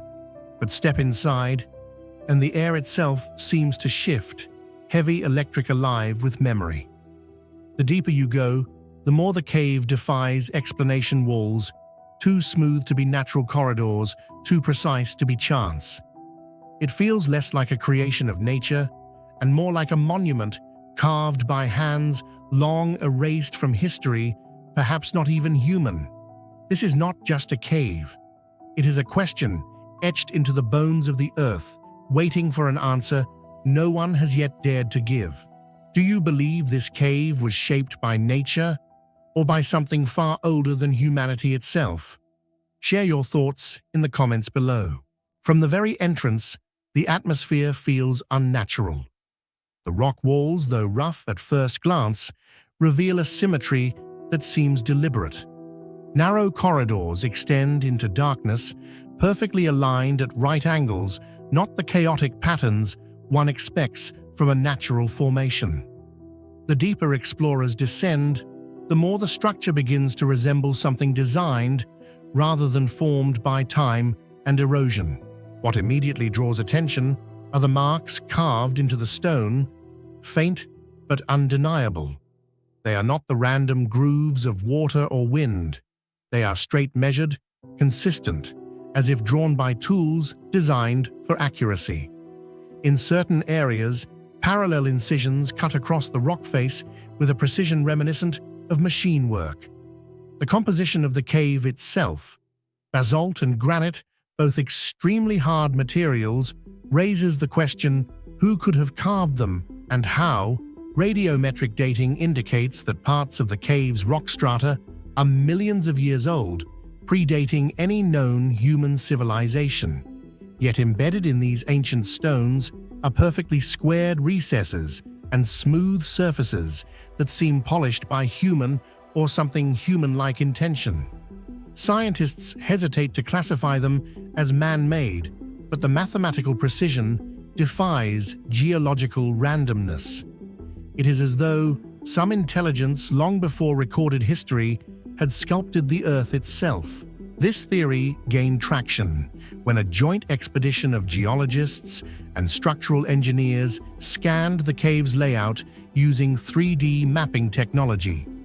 The resulting model revealed a network of geometrically balanced chambers, each one mirroring the others across a central axis. The symmetry was too perfect to be accidental. Moreover, within these chambers lay colossal formations, resembling reclining human figures, as if entire bodies had been transformed into stone heads, shoulders, even the curvature of limbs. Some claim these are merely products of pareidolia, the human tendency to see patterns in randomness. Others believe they are remnants of a civilization whose mastery of stonework could rival anything known today. One section, known as the Hall of Titans, is particularly mysterious. The ceiling arch rises in an even curve, its surface dotted with circular impressions, equidistant from one another, as if once fitted with some kind of mechanical fixtures. Along the base of the walls, grooves run horizontally in perfect parallel lines, extending for tens of meters without deviation. Natural erosion cannot explain such linear perfection. Even the most skeptical geologists admit that the angles and patterns suggest intentional design. Further adding to the enigma are the traces of extreme heat found in certain passages. Microscopic analysis revealed that portions of the rock had been vitrified, melted, and fused at temperatures exceeding 1,000 degrees Celsius. Yet there are no volcanic vents or evidence of seismic activity in the region. How could such heat have been generated? Some researchers propose the use of unknown thermal technology, while others speculate about energy tools beyond our current understanding. The mystery deepens when comparing the cave to other megalithic sites around the world.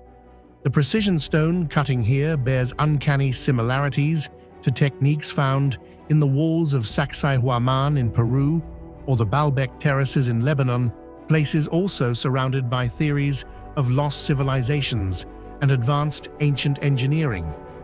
Could the Cave of the Sleeping Giants belong to that same forgotten lineage, a global network of builders whose knowledge vanished before the rise of recorded history? Adding to its allure are the accounts of explorers who claim that their equipment behaves erratically inside. Compasses spin without direction, batteries drain within minutes, and strange hums resonate through the tunnels. When researchers tried to map the cave using laser scanners, the beams occasionally refracted in unpredictable patterns as though the air itself bent the light. Some have suggested the possibility of residual electromagnetic fields, while others whisper that these disturbances might be the remnants of whatever force once carved the stone. Legends surrounding the cave predate modern discovery. Ancient local folklore speaks of giants who shaped mountains with their hands and later lay down to rest, turning into stone.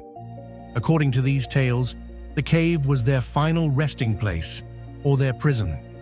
The sleeping giants, locals say, will awaken when the earth trembles again, heralding the return of a forgotten age. For centuries, this story was dismissed as mere myth. But now, with evidence of deliberate shaping found within the cave, the line between myth and archaeology grows thinner than ever. Perhaps the most astonishing feature, however, lies in the smooth interior corridors, polished to a glass-like finish. When light shines across the surface, reflections ripple like water, a quality that cannot be explained by mere geological processes. Engineers speculate that it could have been achieved through sustained friction or exposure to immense heat, but no natural phenomenon could produce such uniformity across such vast surfaces. It is as if a hand guided by technology once molded the cave from within. When viewed as a whole, the Cave of the Sleeping Giants challenges every assumption about our planet's ancient past. Its architecture is not the random artistry of nature, but the silent geometry of purpose. The combination of carved markings, heat-fused rock symmetrical chambers, and human-like stone forms suggests a kind of lost engineering, a form of intelligence capable of manipulating nature on a scale far beyond anything known to prehistoric man. And yet mainstream science remains cautious. Without direct artifacts or inscriptions, they refuse to label the site as evidence of lost technology. But absence of proof is not proof of absence. The mystery remains buried beneath layers of stone and secrecy. The few who have seen it with their own eyes describe a haunting sense of presence, as though something ancient still lingers in the depths, dormant, waiting. The Cave of the Sleeping Giants stands as a threshold between worlds, between myth and history, science and wonder. Was it truly the work of natural forces sculpting coincidence into meaning, or is it the remnant of a civilization so old that time itself has erased its memory? Until someone dares to uncover the truth, the giants will continue to sleep their story, etched in stone, whispering through the silence of an age we can barely imagine. Beneath the frozen peaks of the Andes, where the earth splits open into canyons of mist and shadow, legends whisper of something impossible. A city buried in stone, carved deep within the mountains, long before the rise of any known civilization. It is said to be a labyrinth of tunnels and chambers, a place where walls of rock fit together with impossible precision, and corridors echo with the silence of forgotten gods. For centuries, explorers, priests, and treasure seekers have tried to find it, a lost world beneath South America, older than the Inca, older than history itself. Some returned with tales of polished passages and strange symbols glowing in the dark. Others were never seen again. Today, scientists still debate whether this mysterious realm, known as the Labyrinth City beneath the Andes, was ever real, or if it is one of the last surviving traces of a civilization that mastered stone and shadow in ways we can no longer comprehend. Do you believe this underground city truly exists, or is it just an ancient legend carved into the mountains of the Andes? Share your thoughts in the comments below. Thousands of years ago, ancient South American civilizations, the Inca, Quechua, Aymara, and even the Tiahuanaco, all passed down stories of a sacred subterranean world. In the ancient Quechua tongue, it was known as Ucupacha, the world within the earth, the dwelling place of ancestral spirits and the repository of divine forgotten knowledge. According to legend from Ucupacha, the the first creator gods emerged to the surface to give birth to humanity, carrying tools and wisdom far beyond human comprehension. When the Spaniards arrived in the 16th century, they recorded local chiefs' accounts of a golden city beneath the earth, connecting the sacred temples of Coricancha, Sacsayhuaman, Ollantaytambo, and even reaching all the way to Lake Titicaca. Many conquistadors believed this to be the route to El Dorado, the mythical kingdom of gold, yet most who ventured to find it never returned. Over centuries, geological and cave explorations across the Andes have uncovered countless tunnels, chambers, and artificial structures buried deep beneath the mountains. Near Cusco, the ancient capital of the Inca Empire, explorers found a network of interconnected caves, linking temples with walls carved so smoothly they bend and twist like a labyrinth. At Sacsayhuaman, researchers documented deep, narrow underground passages stretching for kilometers, showing no signs of natural formation. The rock surfaces were so polished that torchlight reflected off them like mirrors, and every right angle was geometrically perfect, a feat impossible with stone or bronze tools known from that era. This is the most astonishing part. The reason archaeologists and engineers alike stand in disbelief. The walls and ceilings of the so-called labyrinth city are made of stones cut and fitted with almost absolute precision, leaving no gaps whatsoever. Even after thousands of years of earthquakes, these immense blocks remain perfectly intact. Some individual stones weigh up to 200 tons, yet they were stacked or interlocked using complex curved joints, an engineering technique that even surpasses ancient Egypt's building methods. In certain places, the stones feature smooth, fluid-like grooves, as though they were once semi-molten before hardening again, a phenomenon modern science cannot replicate using primitive methods. Some researchers suggest that these ancient builders may have softened stone through heat or low-frequency sound, then molded and fused them into place. As fantastical as it sounds, this theory aligns with Inca legends claiming that the gods sang the stones into motion. Ancient Quechua texts also describe a sound that shook the heavens, making rock flow like water, possibly preserving the memory of an acoustic or vibrational technology lost to time. Furthermore, the tunnels within the labyrinth demonstrate impeccable ventilation and drainage systems despite being deep within mountainous rock.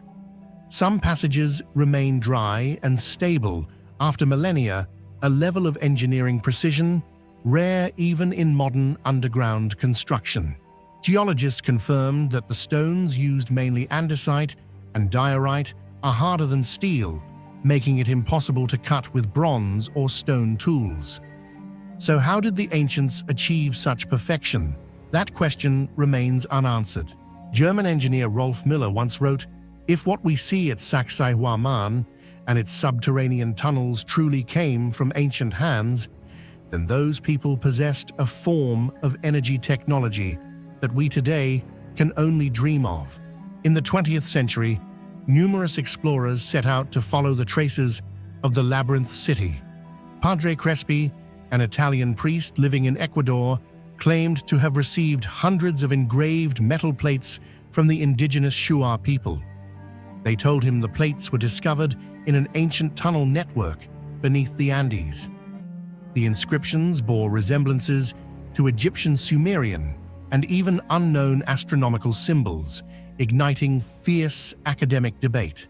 Later, Argentine explorer Juan Morich reported that he had entered a stone-built underground city beneath the Tayo's cave, but when his team returned with cameras, the entrance had vanished. Members of his group described compasses spinning wildly, electronics failing, and an overwhelming magnetic energy enveloping the area. Subsequent expeditions failed to rediscover the site, and several explorers disappeared under mysterious circumstances. Their final diary entries spoke of endless corridors walls reflecting pale blue light and stone doors closing silently behind them. Artifacts unearthed throughout the Andes, metal discs engraved with celestial patterns, statues of human-animal hybrids, and carved stones with undeciphered symbols have led many to believe the Labyrinth City was once part of a prehistoric civilization predating the Inca by tens of thousands of years. Proponents of the ancient astronaut theory argue that the site may have been a technological base built by extraterrestrial visitors, or perhaps the work of a highly advanced race of humans who retreated underground after a global cataclysm. More cautious scholars counter that the Labyrinth City may represent a blend of archaeology and myth, a natural cave system expanded by human hands over centuries. Yet even the skeptics concede the precision and complexity of the stonework exceed anything known from the pre-Inca era. Geophysical surveys across parts of the Andes have reported anomalous magnetic fields, compasses spinning uncontrollably, sonar and ground-penetrating radar returning empty or distorted readings, as though some unknown substance was blocking signals. Researchers call these underground blind zones, and they appear precisely where legends place the hidden city. Furthermore, some ancient Inca maps carved on animal hide or basalt show clear underground routes connecting Cusco and Lake Titicaca, matching the locations of modern cave discoveries. Today, both Peru and Bolivia have banned deep excavations beneath sacred sites, citing safety and religious preservation. This has only deepened the mystery surrounding the Labyrinth City. Still, each year, independent researchers and small expeditions continue the search. They believe that if humanity can unlock the secrets of this ancient stone labyrinth, we may uncover not just a lost civilization, but a forgotten science that once allowed humans to command matter itself. Perhaps deep within the cold earth, the songs that moved the stones still echo, waiting for us to become advanced enough to understand the language of those who turned rock into art and matter into memory. The Labyrinth City beneath the Andes is not merely a legend, it is a mirror reflecting the limits of our knowledge. Beneath those ancient layers of stone may lie evidence of a civilization far beyond its time, a reminder that the story of humankind has only been half written. Hidden deep within the Austrian Alps, far beneath the misty peaks of Dachstein, lies one of the most extraordinary archaeological sites ever discovered, the ancient salt mine of Hallstatt. At first glance, it appears to be just another relic of Europe's distant past. But as scientists dug deeper, they realized this was no ordinary prehistoric settlement. What they found beneath the mountain was a complex industrial system: tunnels, wooden stairways, tools, and ventilation shafts, all engineered with a sophistication that seemed centuries, even millennia ahead of its time. What do you think? Could an ancient civilization truly have mastered mining technology thousands of years before history says it was possible? Share your thoughts in the comments below. I'd love to hear your theory. The Hallstatt mine is not simply old, it is ancient beyond imagination. Archaeological evidence dates human activity here to as early as 5000 BCE, making it one of the oldest known salt mines on Earth. Salt, the white gold of antiquity, was a treasure more valuable than metal or gems. It preserved food, sustained life, and fueled trade across prehistoric Europe. And yet, what's astonishing is not just that people mined salt here, but how they did it. Unlike the rough digging typical of early societies, the Hallstatt tunnels show precision, symmetry, and deliberate design. Long, narrow passages run straight and evenly reinforced by timber beams, fitted so expertly that they still hold their shape today. Entire corridors descend hundreds of meters into the mountain, some intersecting at perfect right angles, a feat that would challenge even modern miners without advanced surveying tools. The deeper researchers went, the clearer it became. The people of Hallstatt were not primitive miners. They were engineers experts who understood geology, pressure, and ventilation in ways no one expected from a culture over 7,000 years old. Inside the tunnels, archaeologists uncovered an astonishing array of equipment: wooden pickaxes, leather sacks, ropes, sleds, and even staircases carved from single tree trunks. The wood, perfectly preserved by the salt, looked as if it had been crafted yesterday. Some of these tools display joinery techniques, interlocking wooden parts, and fitted supports that would not reappear in Europe until the Iron Age or later. Even more baffling was the presence of a drainage system. Grooves were cut into the rock to channel water away from working zones, preventing flooding. The salt itself acted as a preservative, keeping the tunnels dry and stable. This combination of design and material awareness is so advanced that modern engineers have called it prehistoric genius. Perhaps most mysterious of all is the discovery of ventilation shafts, narrow vertical tunnels that allowed air to circulate deep underground. These are the earliest known examples of engineered airflow systems in mining history, suggesting that the miners understood not only mechanics but also the dangers of working in confined spaces such as toxic gases and oxygen depletion. The artifacts found within Hallstatt challenge the linear story of human progress. While much of Europe was still in the Neolithic stage, the people here were operating what could only be described as an industrial complex. Their tools were not simple. They used hammerstones shaped to absorb shock handles made from flexible woods and ropes woven from plant fibers with incredible tensile strength.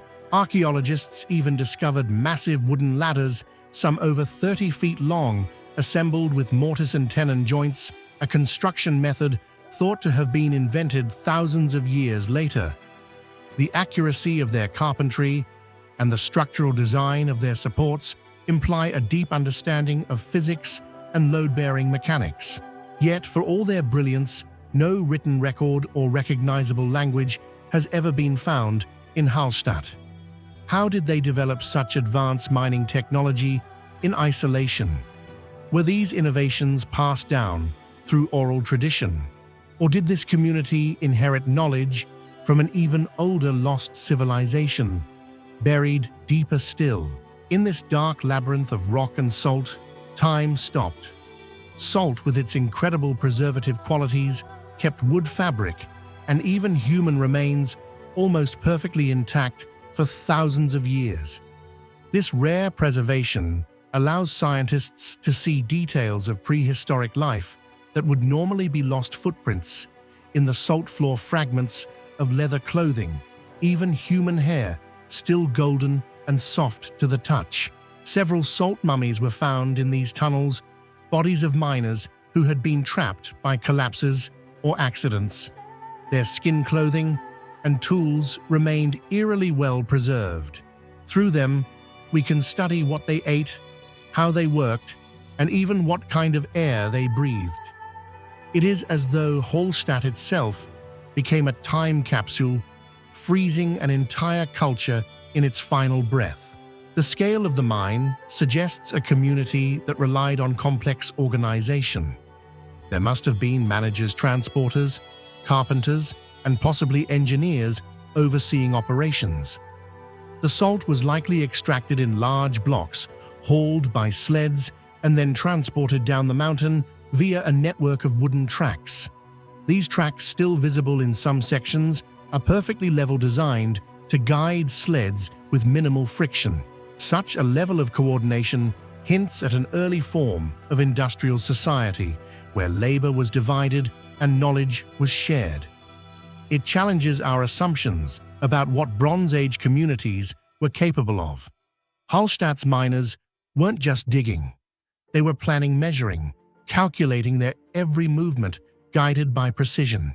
Modern laser scans and ground-penetrating radar have revealed that the known tunnels may only represent a fraction of Hallstatt's true size. Below the accessible levels lie dozens of sealed chambers collapsed or flooded that may contain even older sections of the mine. Some archaeologists speculate that these lower tunnels could date back to the earliest human exploitation of salt over 7,000 years ago, possibly linked to cultures that predate recorded European history. Others propose that the mine might have been connected to ritual activity, not just industry. Offerings of animal bones, figurines, and carved wooden idols have been found in shafts and corners where no mining took place, as if miners performed spiritual rites before entering the depths, paying respect to the mountain that gave them life. At some point, the ancient Hallstatt miners vanished. Around 400 BCE, the mine was abruptly abandoned. The tunnels were sealed by natural collapse, and the settlement on the surface dwindled. No evidence of war or catastrophe has been found, only silence. Did climate change make the operation unsustainable? Did flooding block access to the deeper tunnels? Or did the community simply migrate, their knowledge dispersing into the winds of prehistory? The civilization's disappearance left behind an enigma, a mine that demonstrates intelligence far beyond its time, yet with no trace of how that intelligence arose. When archaeologists uncovered nearby burial sites, they realized that Hallstatt was not an isolated case. It was the heart of a vast Iron Age civilization now known as the Hallstatt culture. The artifacts discovered: gold ornaments, bronze swords, chariots, and ceremonial items reveal a society of wealth, artistry, and social hierarchy. And at the center of it all was salt, the source of their prosperity and their mystery. Hallstatt became the template for understanding early European metallurgy, trade, and cultural expansion. Yet even within this grand narrative, the mine itself remains the most puzzling piece, an engineering marvel that seems to have sprung from nowhere, fully formed, and then vanished just as suddenly. The Hallstatt mine stands as both a monument and a mystery, proof of the ancient human genius that defied its time. Without science or machines, they built systems of astonishing precision and endurance. They listened to the mountain, understood its layers of stone and salt, and turned danger into survival. Now, as scientists continue to explore, each discovery reveals a truth. Thousands of years ago, humans mined like modern engineers. Hallstatt is a message from prehistory that lost knowledge can be as deep as the Alps themselves.